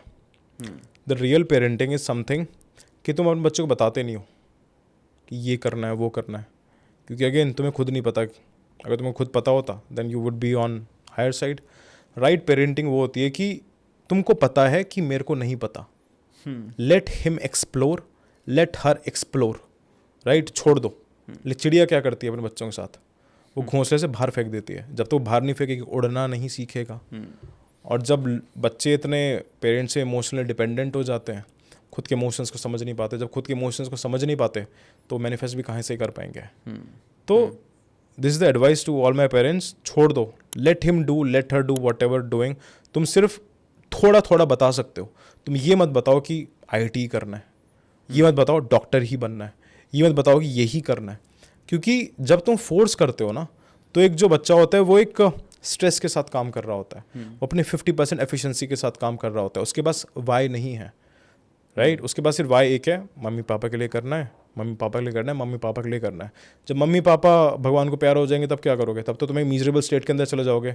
फिर उस टाइम पे जब तुम्हारे बच्चे होंगे तब तुम उसी लूप के अंदर, तुम उस लूप के अंदर तुम वापस रिपीट करोगे। यही तो पेरेंटिंग के अंदर चलता आ रहा है। दैट वही रिपीट करते आ रहे हैं, वही रिपीट करते आ रहे हैं, क्योंकि खुद ने रिस्क नहीं ली। जब खुद ने रिस्क नहीं ली तो सामने वालों को भी नहीं लेने देंगे, क्योंकि वो एक इमोशनल डर रहता है कि वो डर उनके अंदर है। वो बस बाहर रिफ्लेक्ट करते हैं उन पे कि नहीं, सेफ ऑप्शन पकड़ो, सेफ ऑप्शन पकड़ो। There is nothing like safe option. Safe option सिर्फ एक है, भरोसा करो, 100% फुल फेथ। उससे इमोशंस पूरे चेंज होंगे, बिलीफ सिस्टम पूरे चेंज होंगे। तो आप भगवान को मानते हो? हाँ, भगवान को मानते हो। तो और आपको लगता है कि आप जहाँ भी हो, यस, प्लानिंग के अकॉर्डिंग किया गया है, आपको रखा गया है? एग्जैक्टली। भगवान के बिना कुछ भी नहीं हो रहा है। There is nothing without God. सब हनुमान जी, श्री राम, श्री कृष्ण, शिव जी सब करवा रहे हैं। Nice nice, good. I also believe the same. मैं खुद बिलीव करता हूँ इस बारे में, क्योंकि मैं कहीं ना कहीं मानता हूँ कि जो हम पहले भी डिस्कस कर रहे थे, बहुत बार लगता है कि कुछ एक्शन जो है, काम कर्म भी है, हमें लगता है कि हम कर रहे हैं, बट बहुत एक्चुअली में हम कुछ नहीं कर रहे हैं। हम कुछ भी नहीं कर रहे हैं। सब कुछ हमसे करवाया जा रहा है। और जब तुम इस फ्लो स्टेट के अंदर आ जाओगे ना, जब तुम एक्सेप्ट कर लो कि मैं कुछ नहीं कर रहा हूँ, तब फिर तुम इतनी सारी चीज़ें करने लग जाओगे कि तुमको पता भी नहीं लगेगा।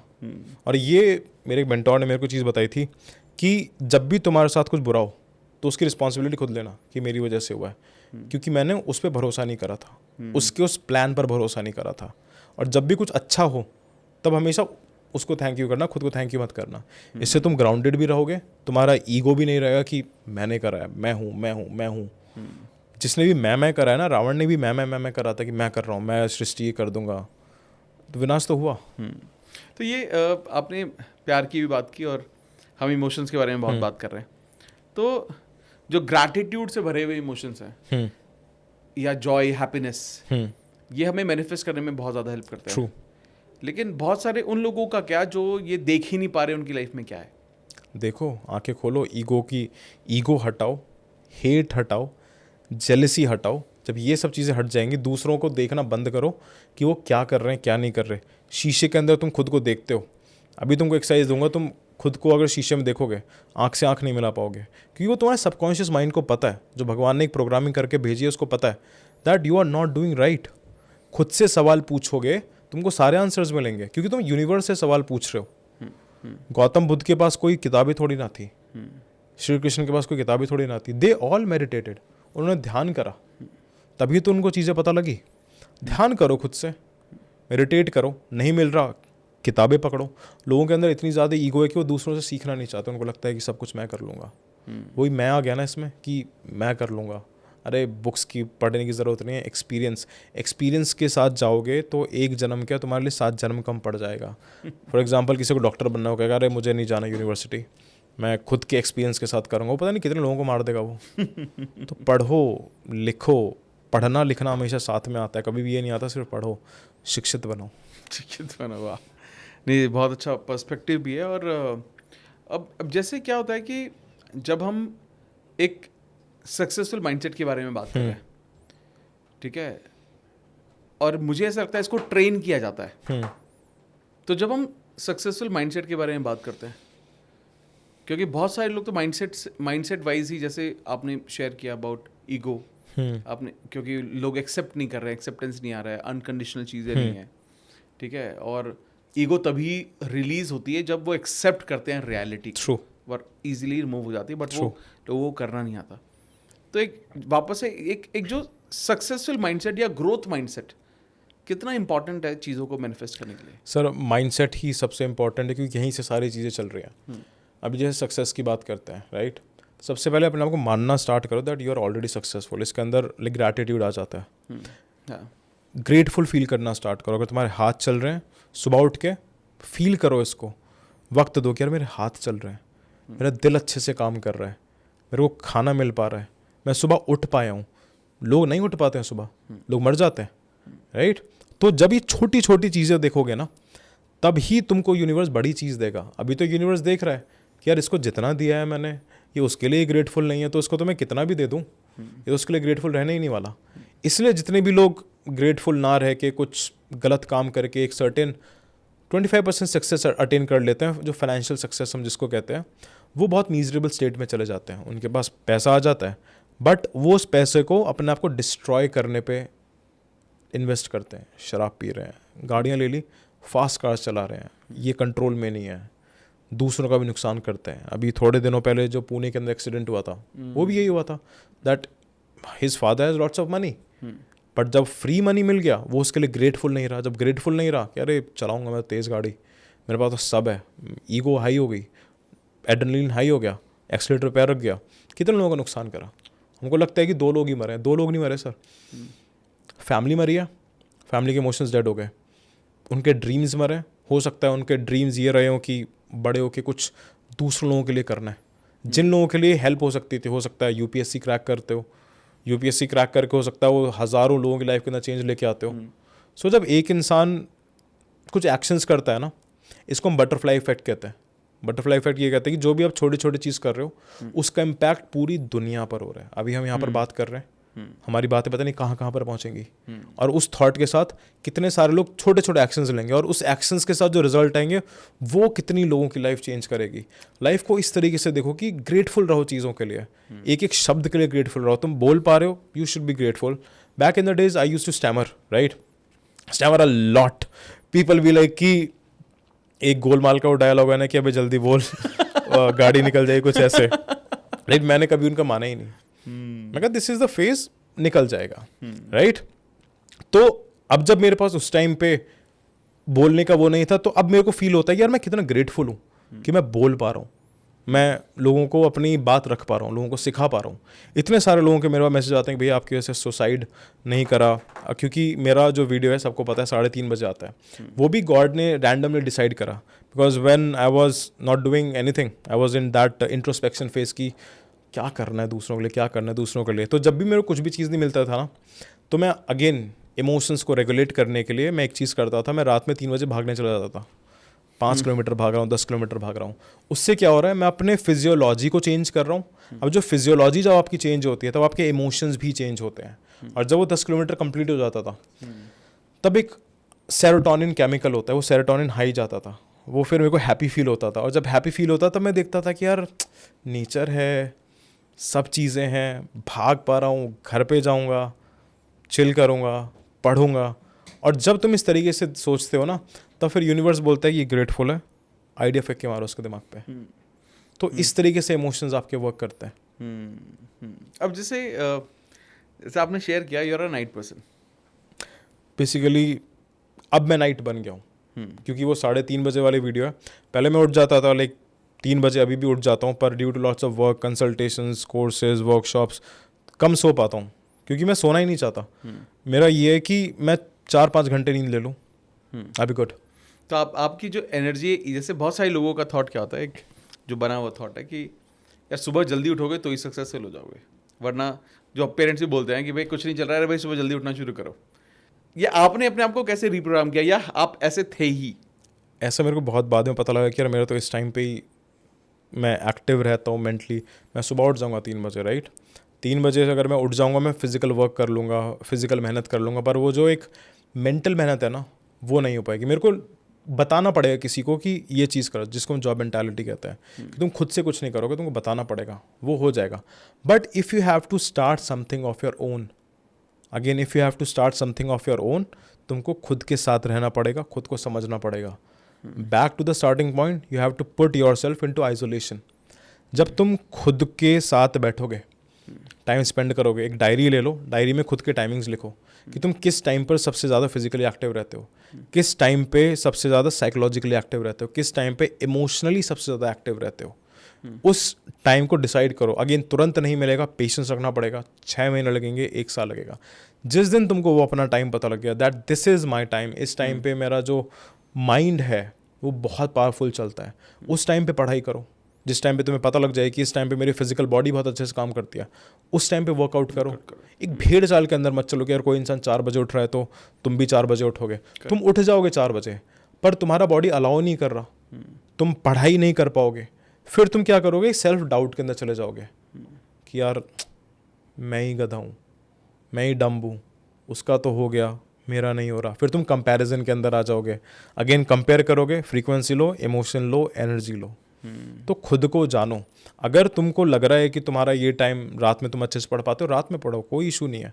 जब एग्ज़ाम हो, एग्ज़ाम से पहले पता लग जाता है 1 हफ्ते पहले कि किस टाइम पे एग्ज़ाम है, उस टाइम पे प्रैक्टिस करना स्टार्ट कर दो। क्योंकि रात में पढ़ते टाइम तो तुमने इन्फॉर्मेशन डाल दिया, इनपुट डाल दिया, अब बस वो बाहर निकालना है। अब वो बाहर तुम किसी भी टाइम पर भी निकाल लो, वो आप पे डिपेंड करता है, आपके एग्जाम पे, आपके चाहे इंटरव्यू हो, चाहे वो कोई स्टार्टअप के पिच हो, वो उन सब चीज़ों पर डिपेंड करता है। सारी चीज़ें आपके इमोशंस पर आ जाती है। So understand yourself, ask questions to yourself. Compare मत करो कि मैं 3 बजे उठ जाता हूँ, तुमको भी 3 बजे उठना है। नहीं, मेरी बायो क्लॉक अलग है, मेरे को अलग तरीके से बनाया, तुमको अलग तरीके से बनाया। तुम अलग तरीके से खाना खाते हो, मैं अलग तरीके से खाना खाता हूँ। खाने का बहुत इंपैक्ट होता है आपके इमोशंस पे। अगर तुम जंक फूड खाओगे तो मैं कभी भी अच्छे इमोशंस नहीं आने वाले हैं। जितने भी लोग देख रहे हैं, जितने भी लोग मोमोज पोमोज ये सब खाते हैं, आप अपने आप से एक चीज़ सवाल पूछना कि क्या कोई जंक फूड खाने के बाद आपको अच्छी फीलिंग आई है? नहीं आई फीलिंग आपको बिल्कुल भी।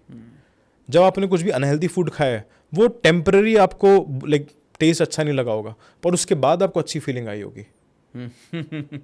तो आप खा मोमोज रहे हो, तुम बातें बड़ी बड़ी कर रहे हो, तो वो तो काउंटर प्रोडक्टिव हो गया ना, तो वो तो वर्क नहीं करेगा, क्योंकि तुम एक फ्रिक्शन क्रिएट कर रहे हो। जब फ्रिक्शन क्रिएट होगा, एनर्जी ज़्यादा वेस्ट होगी, एनर्जीज वेस्ट होगी, इमोशनल एनर्जी वेस्ट होगी, फ्रस्ट्रेशन क्रिएट होगा, एंगर क्रिएट होगा, एंगर किसी और पर निकालोगे, डिस्ट्रक्टिव बन जाओगे। इसके बहुत बड़े बड़े कॉन्सिक्वेंसेस हैं। जितने भी लोग जेल के अंदर बैठे हुए हैं ना, वो वही हैं जिन्होंने अपने आप के इमोशंस को रेगुलेट नहीं करके रखा हुआ, अपने एंगर को रेगुलेट नहीं करके रखा हुआ, अपना जो डार्क साइड है उसको रेगुलेट करके नहीं रखा हुआ। हर एक इंसान के अंदर एक अच्छा इंसान भी होता है और बुरा इंसान भी होता है, राइट। तुमको पता होना चाहिए कि तुम्हारे अंदर अच्छा भी है, बुरा इंसान भी है, तभी तुम अपने इमोशंस को रेगुलेट कर पाओगे। अगर तुम अपने आप से ये कहते रहोगे कि मैं तो अच्छा इंसान हूँ, मैं तो अच्छा इंसान हूँ, मैं तो कभी वायलेंस नहीं करूँगा, जब ज़रूरत पड़ेगी तुम वायलेंस करोगे, राइट। तो क्रिमिनल वही बनता है जिसके इमोशंस कंट्रोल नहीं होते हैं। तो अपने इमोशंस को मैनेज करो, खुद को समझो, खुद के टाइमिंग्स को समझो, अपना डाइट फिक्स करो, राइट। प्लेन खाना खाओ। मैं तो कह रहा हूँ, एक मेरा कंसेप्ट है कि अगर आपको लाइफ में इम्प्रूव करना है, अपने आप को चीज़ें मैनिफेस्ट करना है, खिचड़ी खाना शुरू कर दो। लोग लाइफ में बोला था मैंने, काफ़ी सारे लोगों ने मजाक उड़ाया था, खिचड़ी क्या बकवास है। खिचड़ी खाने से क्या होता है, आप खिचड़ी खाओगे, कुछ भी मसाले नहीं होते, प्लेन फूड होता है, जो आपके केमिकल्स होते हैं, जो आपके हार्मोन्स होते हैं, वो लाइक सेटल हो जाएंगे। और जब वो सेटल हो जाएंगे, उसके बाद वो तुम्हारे कंट्रोल के अंदर है कि तुमको उसको किस चीज़ के लिए तुमको उसको हाई पे करना है। अभी इसी से रिलेटेड एक और चीज़ आती है कि जब किसी का हस्बैंड की डेथ हो जाती है, तो उसको आई गेस 15-20 दिन तक बहुत ही ज़्यादा प्लेन खाना दिया जाता है। इसके पीछे साइंटिफिक रीज़न ये है जिससे कि उसके इमोशंस और हार्मोन सेटल हो जाए। हर चीज़ साइंटिफिक है, हर चीज़ इमोशंस पर ही बेसिस है।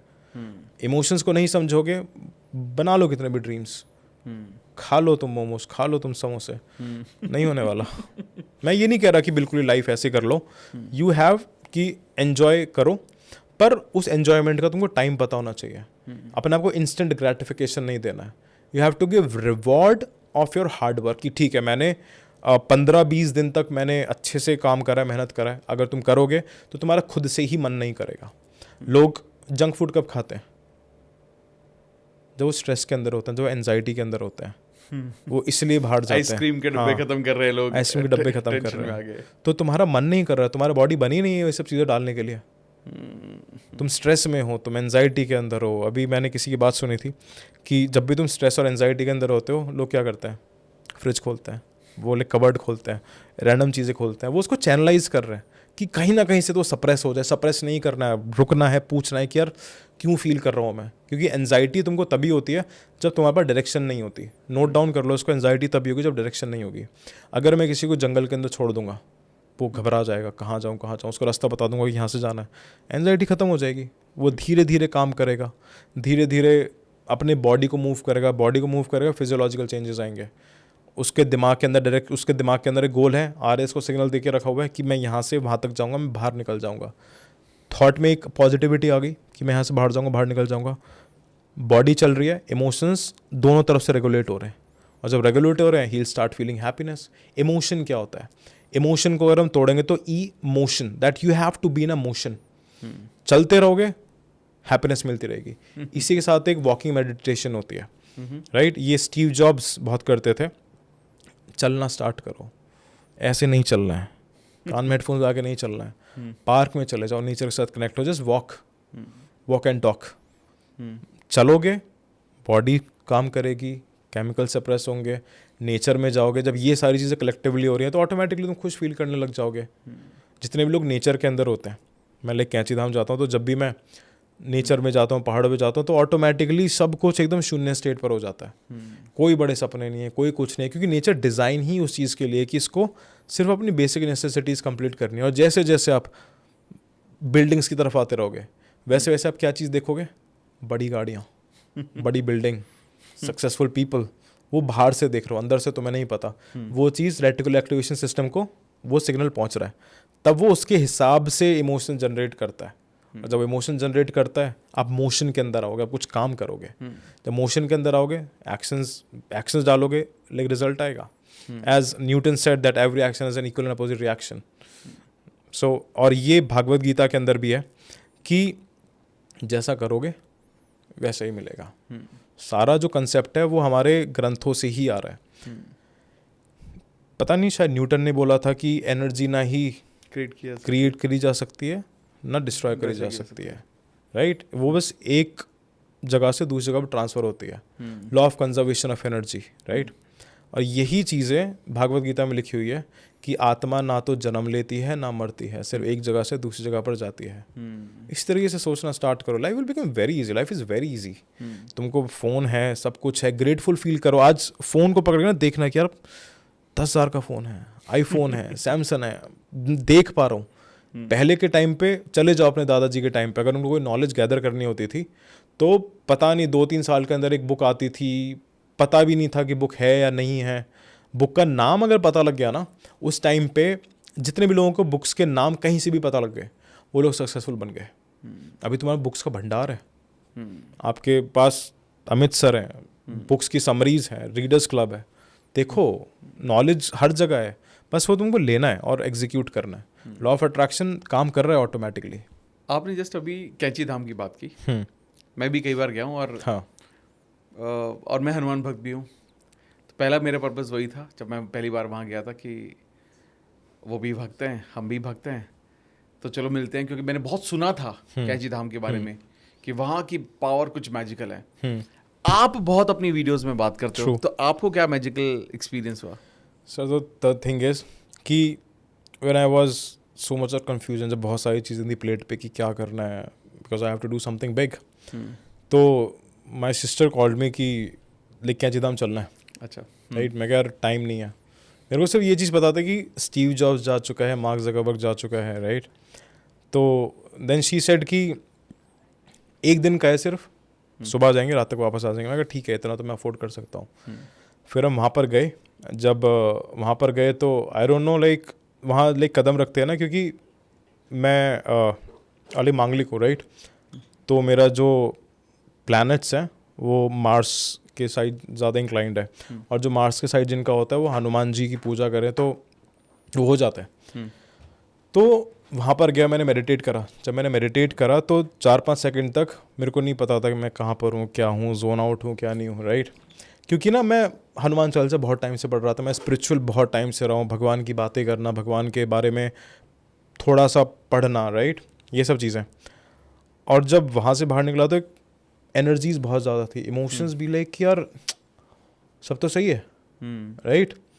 मैं नीम करौली बाबा के सामने मैं खड़ा रहा, आई फेल्ट कि वो कुछ बता रहे हैं राइट, कि कुछ ना कुछ तो बता रहे हैं, मेरे को नहीं पता वो लाइक क्या बता रहे हैं, पर कुछ बता रहे हैं। फिर जब वहाँ से बाहर निकला मैंने वीडियो बनाई एक राइट, रैंडमली आके मैंने वीडियो बना दी, वायरल चली गई, 1 मिलियन व्यूज़ राइट। फिर जब मैं लाइक घर पे गया, घर पे जाकर वीडियो बनाई, 1 मिलियन व्यूज़ अगैन राइट। फिर आई वाज कि यार now I am connected right, now he is guiding मी। तो वो एक टर्निंग पॉइंट था कि बस वहाँ पर चले जाओ राइट। चीज़ें थी दिमाग में, सब चीज़ें थी राइट, रॉ मटेरियल सारा था। वहाँ पर जाके वो कनेक्शन बन गया, और जब वो पूरा कनेक्शन बन गया, सब सारे डॉट्स कनेक्ट होने स्टार्ट हो गए, सारे पास की जितनी चीज़ें थी वो सब कनेक्ट हो गई। वो पता लग गया कि अच्छा इसलिए हुआ था, इसलिए होता है, इसलिए होता है कि भगवान क्या है, भगवान इज इक्वल्स टू ज्ञान। भगवान इज इक्वल्स टू ज्ञान। लोग हनुमान चालीसा पढ़ते हैं, वो सिर्फ पढ़ रहे हैं, उनको हनुमान चालीसा का मतलब नहीं पता है। वो रिकमेंड कि जितने भी लोग हनुमान चालीसा पढ़ते हैं, एक एक चौपाई का मतलब समझो। जब मतलब समझोगे ना, तुम्हारी लैंग्वेज के अंदर समझ में आएगा, तब वो तुम्हारे न्यूरॉन्स को एक्सेप्ट करेंगे। वो पूरा एक हनुमान चालीसा एक मोटिवेशन है पूरा। वो हनुमान चालीसा से बड़ी तुमको मोटिवेशन कोई भी नहीं चाहिए राइट, क्योंकि हर एक वर्ड की अलग लाइक फ्रीक्वेंसी होती है, अलग वाइब्रेशन होती है। अगर मैं किसी से अच्छे से बात करूँगा, पॉजिटिविटी की अलग वाइब्रेशन है, नेगेटिव तरीके से बात करूँगा, नेगेटिविटी की अलग वाइब्रेशन है राइट। तो सेम हनुमान चालीसा की सबसे पावरफुल वाइब्रेशन है। जितने भी ग्रंथ हैं, जितने भी आप किसी भी धर्म के अंदर मानते हो, हर एक वर्ड की अलग वाइब्रेशंस है। तो उस वाइब्रेशन से मैं वहाँ पर कनेक्ट हो गया। अब जैसे मंदिरों का क्या पर्पस होता है, जो मंदिर होते हैं वो एक पहले के टाइम पे सब चीज़ देखी जाती थी, जोग्राफिकल पॉइंट देखा जाता था, प्लैनेट्स को देखा जाता था, वो एक अलाइनमेंट बनता था राइट। मंदिरों का मेन पर्पस होता था मेडिटेट करना, ध्यान लगाना, क्योंकि उनकी पोजीशनिंग ऐसी थी कि वो जो फ्रीक्वेंसी है ना वो ऊपर के साथ कनेक्ट होगी, और जब कनेक्ट होगी तो गौतम बुद्ध ने एक टर्म दिया था यूनिवर्सल मेमोरी राइट। आज के लैंग्वेज में क्लाउड कह देते हैं उसे राइट। तो यूनिवर्सल मेमोरी क्या होती है कि सॉल्यूशंस हैं ऊपर राइट, सारे सॉल्यूशंस हैं ऊपर, सिर्फ आपको उस राइट जगह पर जाके राइट तरीके से मेडिटेट करना है, अपनी उस फ्रीक्वेंसी को वहाँ पर कनेक्ट करना। और जब कनेक्ट हो जाएगा आपके पास आइडियाज़ आते रहेंगे। कभी कभी काफ़ी सारे लोगों ने ये चीज़ देखी होगी कि लाइक रैंडम काम कर रहे हैं, कुछ भी नहीं सुन रहे, एकदम से कुछ आइडिया आ गया, उनको लगा ये बहुत अच्छा आइडिया है, कल को काम करेंगे। नहीं, आइडिया के पास टाइम नहीं है, वो किसी और के पास चला गया, उसने काम करना स्टार्ट कर दिया। 1 साल पहले शिक्षित किसी और कोई नाम रख लेता तो तुम वायरल हो जाते, तुम बैठे होते यहाँ पर right. Again I am like humble, so the thing is, तो यू हैव टू मेडिटेट। अब आपने देखा होगा जितने भी मंदिर होते हैं ऐसे बने होते हैं राइट।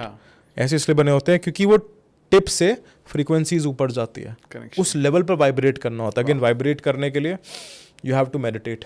काफ़ी सारे लोग मंदिर जाते हैं, हर जगह जाते हैं, पर उनको कनेक्शन नहीं बैठ पाता। कनेक्शन इसलिए नहीं बैठ पाता क्योंकि जो अंदर का जो भगवान है उन्होंने उसको जागृत ही नहीं करा है, वो मेडिटेट ही नहीं करा है उन्होंने, उस लेवल पर वाइब्रेट ही नहीं करा है उन्होंने। जिस दिन आप उस लेवल पर वाइब्रेट करने लग गए, हनुमान जी अपना बुला लेंगे, माता रानी अपना बुला लेंगी। सुना होगा ना कि अभी तक लाइक माता का बुलावा नहीं आया, तो सेम नीम करौली बाबा भी बुलाते हैं। मेरे काफ़ी सारे ऐसे फ्रेंड्स हैं कहीं कि मैं वहाँ से होके निकल गया पर मैं अंदर नहीं जा पाया। एक मेरा फ्रेंड है तो वो कह रहा कि मैं अपनी एक लाइक कज़न के साथ गया था और एक फ्रेंड था, तो रास्ते में उन्होंने लाइक ड्रिंक कर लिया और उन्होंने लाइक मतलब नॉनवेज खा लिया। वो मंदिर के अंदर जा ही नहीं पाए, उनको गाड़ी पार्क करने की जगह ही नहीं मिली। पूरी कोशिश कर ली उन्होंने, टाइम कम था, उन्होंने कहा ठीक बाद में आएंगे। तो बाबा अपने आप बुलाते हैं, तुम खुद से कहीं भी नहीं जा सकते, कितनी भी कोशिश कर लो। अभी मेरे को नहीं बुला रहे हैं, इसका आपको ये बाद में पता लगा था कि मेरे को क्यों नहीं बुला रहे हैं। अभी थोड़े दिनों पहले मैंने लिए टिकट बुक करी थी, क्योंकि मेरा ये था कि वर्कशॉप स्टार्ट होने से पहले मेडिटेशन की मैं एक बार बाबा के दर्शन करके आऊँगा, वहाँ से एनर्जीज लेके आऊँगा, फिर वो एनर्जी स्टूडेंट्स में इम्पार्ट करूँगा। तो वो नहीं हो पाई, राइट। वो बाद में पता लगा वो क्यों नहीं हो पाई, क्योंकि मैंने अपने विजन बोर्ड पे एक चीज़ लगाई हुई थी कि 11 नवंबर से पहले मेरे 1 मिलियन फॉलोअर्स हो जाएंगे और यूट्यूब पे 1 लाख सब्सक्राइबर्स हो जाएंगे, जो इसके बाद शायद करवा देना, राइट। 1 लाख सब्सक्राइबर्स हो जाएंगे, मैं तब बाबा के पास जाऊँगा। पर यूट्यूब पे 85,000 रह गए थे और इंस्टाग्राम पर हो गए थे, तो इसलिए मैं नहीं जा पाया। सो जब आप पीछे देख के कनेक्ट करते हो ना, अगेन जैसे स्टार्टिंग में मैंने बोला that first you have to design your death, फिर पीछे देख के सारी चीज़ें आपको वो करनी है। ये स्टीव जॉब्स ने भी बोला था कि आप जब पीछे देखोगे ना, आप तभी डॉट्स को कनेक्ट कर पाओगे। स्टीव जॉब्स भी गया था और मार्क ज़कर भी गया था, मैं भी चला गया। तो मैं अपने आप को जब भी कंपेयर करता हूँ, नॉट कंपेयर, जब भी रिलेट करता हूँ, मैं बड़े लोगों के साथ ही करता हूँ। That's a way, I think वही बेस्ट तरीका है। ट्रू, अपने आप को कम नहीं मानना है। हाँ, वो भी इंसान है, आप भी इंसान हो, वो कर सकते हैं, आप भी कर सकते हो। चाहे उनके लेवल का नहीं करो, पर कुछ तो करोगे। लोग खुद ही में अपने में मान के बैठे हैं कि मेरे से तो नहीं होगा। फिर ऐसे ही अगर तुमने मन में मान लिया कि तुम हार गए तो तुम हार गए, मन में मान लिया कि तुम जीत गए तो तुम जीत चुके हो, बस वहाँ तक पहुँचना है तुम्हें। करेक्ट। अब जैसे ना आपने काफ़ी बात की मेडिटेशन की, तो मेडिटेशन करना आज के दौर में कितना ज़रूरी है? सर मेडिटेशन ना लोग कर रहे हैं, जो नहीं भी कर रहे वो भी कर रहे हैं। मेडिटेशन का मतलब क्या होता है? ध्यान लगाना। लोगों को ध्यान लगाने का मतलब ही नहीं पता। अगर आप खाना खा रहे हो और आप साथ में मोबाइल भी देख रहे हो, तो आप अपनी एनर्जीज मल्टीपल डायरेक्शन पे कर रहे हो, तो वो भी ध्यान है, पर आप उसको फोकस के साथ नहीं कर रहे हो, राइट। आपने एनर्जी डिस्ट्रीब्यूट कर रखी है। आप खाना खा रहे हो, फ़ोन पे कोई फ़नी वीडियो चल रही है, दिमाग के अंदर पास के ट्रॉमा चल रहे हैं, एनर्जीज क्या हुई, वो बोले डिस्ट्रीब्यूट हो गई। तो ना तो खाना आपको अच्छे से बेनिफिट दे पाएगा, ना आपको वो वीडियो अच्छे से बेनिफिट दे पाएगी। सो ध्यान का मतलब है एकाग्रता। अगर खाना खा रहे हो, सिर्फ खाना खाओ, सारा फोकस खाने पे रखो, सारे इमोशंस खाने पे रखो, ग्रेटफुल फील करो खाने के लिए कि यार ये मेरे पेट में जा रहा है, ये मेरे को एनर्जी देगा, वो उस एनर्जी का मैं यूज़ करूँगा, आगे बढ़ूँगा। बहुत छोटी छोटी चीज़ें हैं, बड़ी चीज़ कुछ भी नहीं करनी है आपको। लोग कह रहे हैं बड़ी चीज़ करनी है, बड़ा छोटी छोटी चीज़ें करो, बड़ा ऑटोमेटिकली बन जाएगा। तो मेडिटेशन इट्स लाइक कि एक जगह पर फोकस करो। जितने लोग मेडिटेट नहीं कर पाते, खाने पर फोकस करो, खाने स्टार्ट करो, खाना खा रहे हो तो खाना खाओ। अगर टाइम पास भी कर रहे हो ना, तो सिर्फ टाइम पास करो, कुछ भी मत करो। फ़ोन को साइड में रख दो, लेट जाओ बस, वो भी आपका मेडिटेशन हो जाएगा। पानी पी रहे हो, उस पानी को फील करो। अभी हम एक दूसरे से बात कर रहे हैं, मेरा फोकस सिर्फ इस कॉन्वर्सेशन पर है, तो ये भी मेडिटेशन है। Everything is a meditation, just you have to give direction to that meditation based on the goals you have decided to yourself, right. लोग क्या करते हैं, उनको लाइफ में मेटेरियलिस्टिक चीज़ें चाहिए, राइट। एक पार्ट दिमाग कह रहा है कि मेटेरियलिस्टिक चीज़ चाहिए, जॉब चाहिए, मनी चाहिए, गाड़ी चाहिए, घर चाहिए, राइट। पर वो क्या करते हैं, वो पूछने लग जाते हैं कि मैं कौन हूँ, भैया बताओ मेरा पर्पस क्या है। वो गलत मेडिटेशन है, वो आपको आपके पर्पस की तरफ नहीं लेके जा रही है।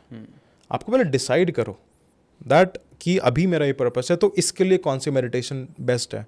मैं एक थॉट मेडिटेशन कहता हूँ, right. There is a thought meditation, there are 108 kind of like meditation जो अभी तक एक्सप्लोर्ड है।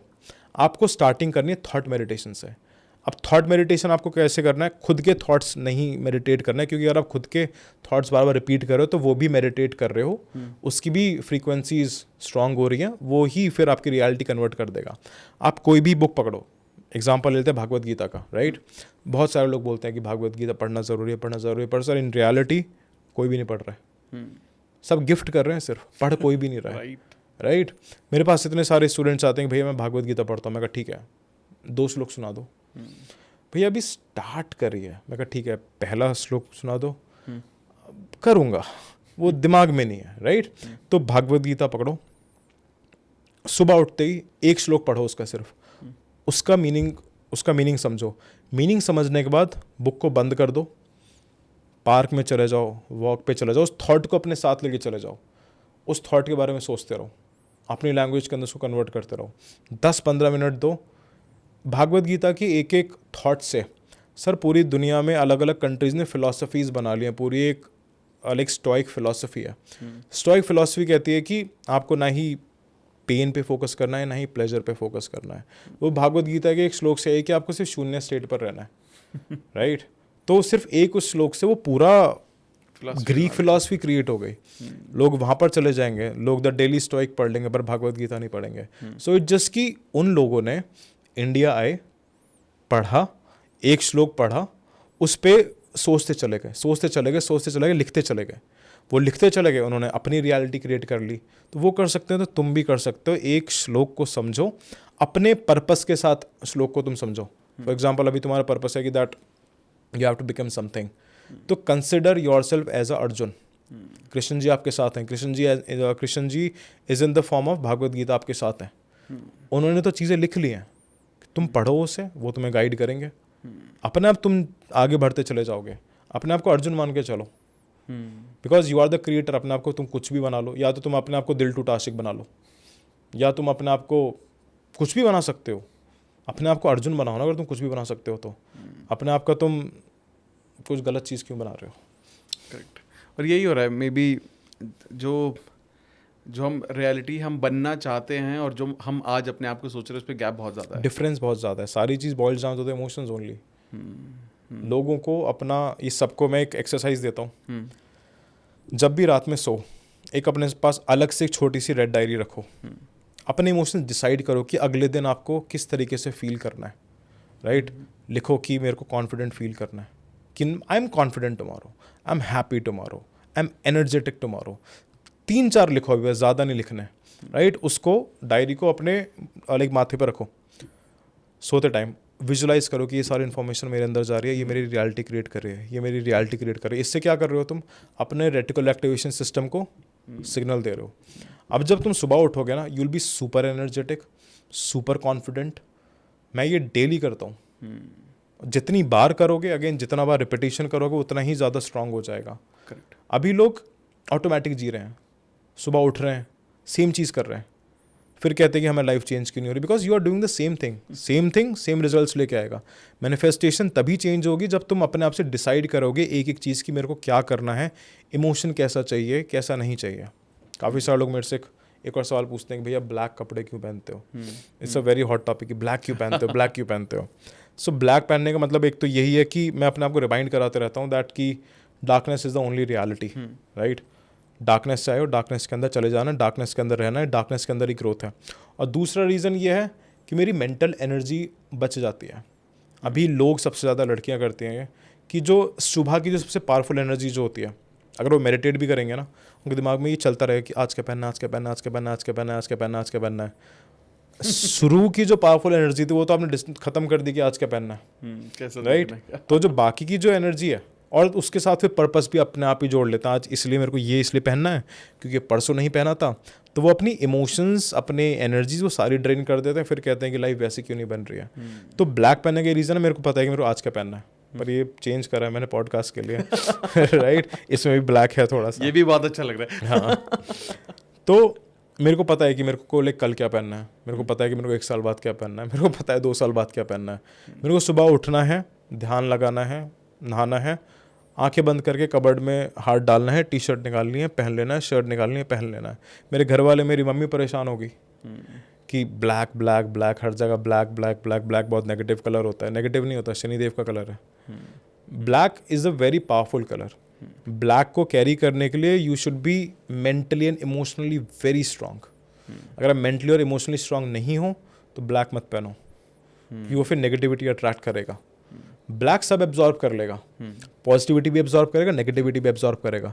पर ब्लैक इसलिए मना करते हैं क्योंकि जो पूरी सराउंडिंग्स है ना, सब जगह नेगेटिविटी है, सब जगह क्रिटिसिज्म है। टीवी खोलो, बीजेपी कांग्रेस, ये वो XYZ। कोई वेब सीरीज़ खोलो, माँ बहन की गालियाँ चल रही हैं, गोलियाँ चल रही हैं। गाने चलाओ, गालियों में लेग डिस कर रहे हैं। तो वो सब एब्जॉर्ब कर लेगा, फिर वही तो तुम रिफ्लेक्ट करोगे। मैं तो पहन सकता हूँ क्योंकि मेरा कंटेंट कंजम्पशन बहुत अच्छा है. You can filter it. Yes, filter मेरा filter- मुझे क्या लेना filter है, लग गया. क्या रिसीव करना है, क्या नहीं करना हाँ, और फिल्टर 8-9 साल के अंदर लगा है.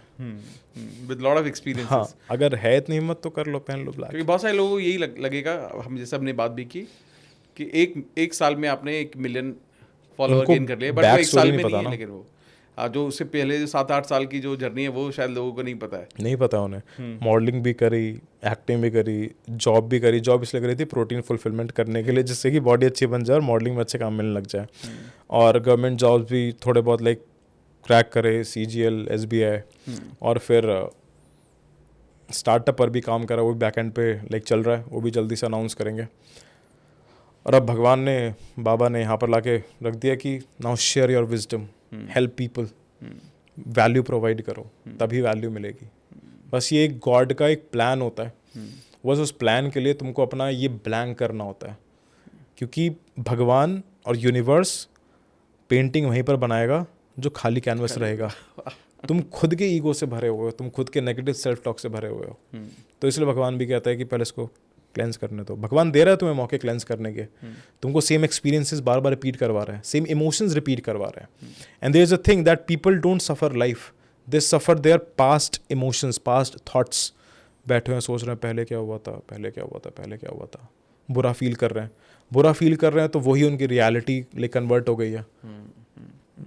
That's it. अमेजिंग यार. मतलब मैं खुद I am feeling different energy. हमने बहुत सारी बात की. Grateful sir. और ऑनेस्टली आई थिंक मुझे ऐसा लग रहा है कि आपके पास बहुत कुछ है जो बात करने की जरूरत है. You have so much to share and I believe this is your first podcast. Yes, first podcast. आपने जैसे डिसाइड किया था कि मेरे पहले 1 मिलियन 1 फॉलोअर मिलियन हो जाएंगे सर के साथ तभी पॉडकास्ट करना है. यस. तो this is good and I am happy that आपका पॉडकास्ट का जो डेब्यू है यहाँ. और I must tell you that you have great vibration and I believe कि आपको बहुत जगह पर जहाँ भी बुलाएं जाना चाहिए. Grateful sir. क्योंकि आई विल शायद गो नाउ. क्योंकि देखो आपके ऑडियंस है, बहुत बड़ा ऑडियंस बेस है आपके पास, लेकिन जो बाकी लोगों को आपकी नॉलेज, आपकी एनर्जी की जरूरत है, वो कैसे पहुंचेगी? वो ऐसे ही पहुंचेगी. मेरे को शुभारंभ आपसे ही करना था. अच्छा, great. And I am sure about it कि जो आपने बोला ना 100K, जिस दिन ये पॉडकास्ट रिलीज होगा उसी दिन हम मैनिफेस्ट करेंगे जितने भी लोग ये पॉडकास्ट देखेंगे वो सब के सब लोग इनका जो चैनल है वो सब्सक्राइब जरूर करेंगे, ताकि जो इनकी मैनिफेस्टेशन है, क्योंकि he is helping thousands of people, lakhs of people by his sharing, by his experience. तो मैं सबको बोलना चाहूँगा as a token of love कि हमारे पॉडकास्ट पे आए, इस प्यार की वजह से मैं चाहूँगा आप इनका जो चैनल है वो सब्सक्राइब ज़रूर करना है. And I am telling you, वैसे तो आपने आई एम श्योर इनका कंटेंट पहले देखा होगा, अगर नहीं देखा है I am telling you, you will fall in love. आपको वो जो एनर्जी है, वो वाइब्रेशन महसूस हो जाएगा. ठीक है, तो मैं अब चाहूँगा कि आप हमारी जो ऑडियंस है इसको एक फाइनल मैसेज दें कि दिस इज या फाइनल मैसेज कि ये करना शुरू कर दो, ये लाइफ विल चेंज. एक शिक्षित मेंटालिटी अपनाओ. शिक्षित मेंटालिटी सिर्फ यही कहती है कि अपने आप को डार्कनेस के अंदर डाल दो, एब्सोल्यूट डार्कनेस के अंदर. डर लगेगा, बुरा लगेगा, हर्ट होगा, पर वो सब एब्जॉर्ब करना है. एब्जॉर्ब करने के बाद तुम जिस तरीके से ग्रो करोगे ना, तुम्हारी जनरेशन चेंज हो जाएगी. मैं तुम्हारी लाइफ के बारे में लाइक बात नहीं कर रहा. तुम्हारी जनरेशन चेंज हो जाएंगी, तुम्हारे आसपास के लोग तुमको देख के चेंज होने लगेंगे. This universe is very very powerful. You just have to decide, you have to adopt that mentality that you are alone with yourself, but universe is with you, universe is inside you. Full faith रखो, full belief रखो, सब कुछ possible हो जाएगा. सब ने possible करा है, तुम भी पॉसिबल कर लोगे. स्टे शिक्षित. थैंक यू सो मच शिक्षित. Grateful, मुझे sir. बहुत मज़ा आया और मुझे सच में ऐसा महसूस हुआ कि a person with a right mindset, with the right energy आज हमारे साथ बैठे हैं. और मैं सभी लोगों को बोलना चाहूँगा कि अगर आपको भी एनर्जी महसूस हुई है तो इमीडिएटली, जैसे मैंने पहले ही भी बोला, as a token of love आप शिक्षित जी का चैनल इमीडिएटली सब्सक्राइब ज़रूर कीजिएगा, ताकि वो 100K ज़रूर फटाफट से जल्दी जल्दी, वो तो होना ही है, जल्दी पूरा तो होना ही, बट जल्दी जितना जल्दी होगा उतना अच्छा रहेगा. साथ साथ इनको इंस्टाग्राम पर आप फॉलो करना, इनका कंटेंट कंज्यूम करना, आपको एक डिफरेंट एनर्जी ज़रूर महसूस होगी. और अगर आपको कुछ ऐसा लगता है कि आज का जो पूरा पॉडकास्ट था इसमें मेरे लिए कुछ तो मिल गया, मुझे एक ऐसी चीज़ मुझे मिल गई जो मैं अपनी ज़िंदगी भर इम्प्लीमेंट करूँगा, क्योंकि मैं यही रूल अपनाता हूँ कि जब भी मैं कोई किताब पढ़ता हूँ, कोई कन्वर्सेशन मेरा हो रहा होता है, कोई मैं किसी के साथ डिस्कशन में होता हूँ, मैं हमेशा ये सोचता हूँ कि क्या एक चीज़ मैं लेकर जा सकता हूँ और अपनी पूरी ज़िंदगी में इम्प्लीमेंट करूँगा। अगर आपको कुछ ऐसा मिला है तो कमेंट बॉक्स में ज़रूर लिखना। जल्दी मिलते हैं और भी बेहतरीन पॉडकास्ट के साथ। Thank you so much. Thank you शिक्षित Thank you, भाई। sir. बहुत Grateful. बहुत मज़ा आया आपके साथ बात करने में। Thank you, sir. Grateful for that. Same, yeah.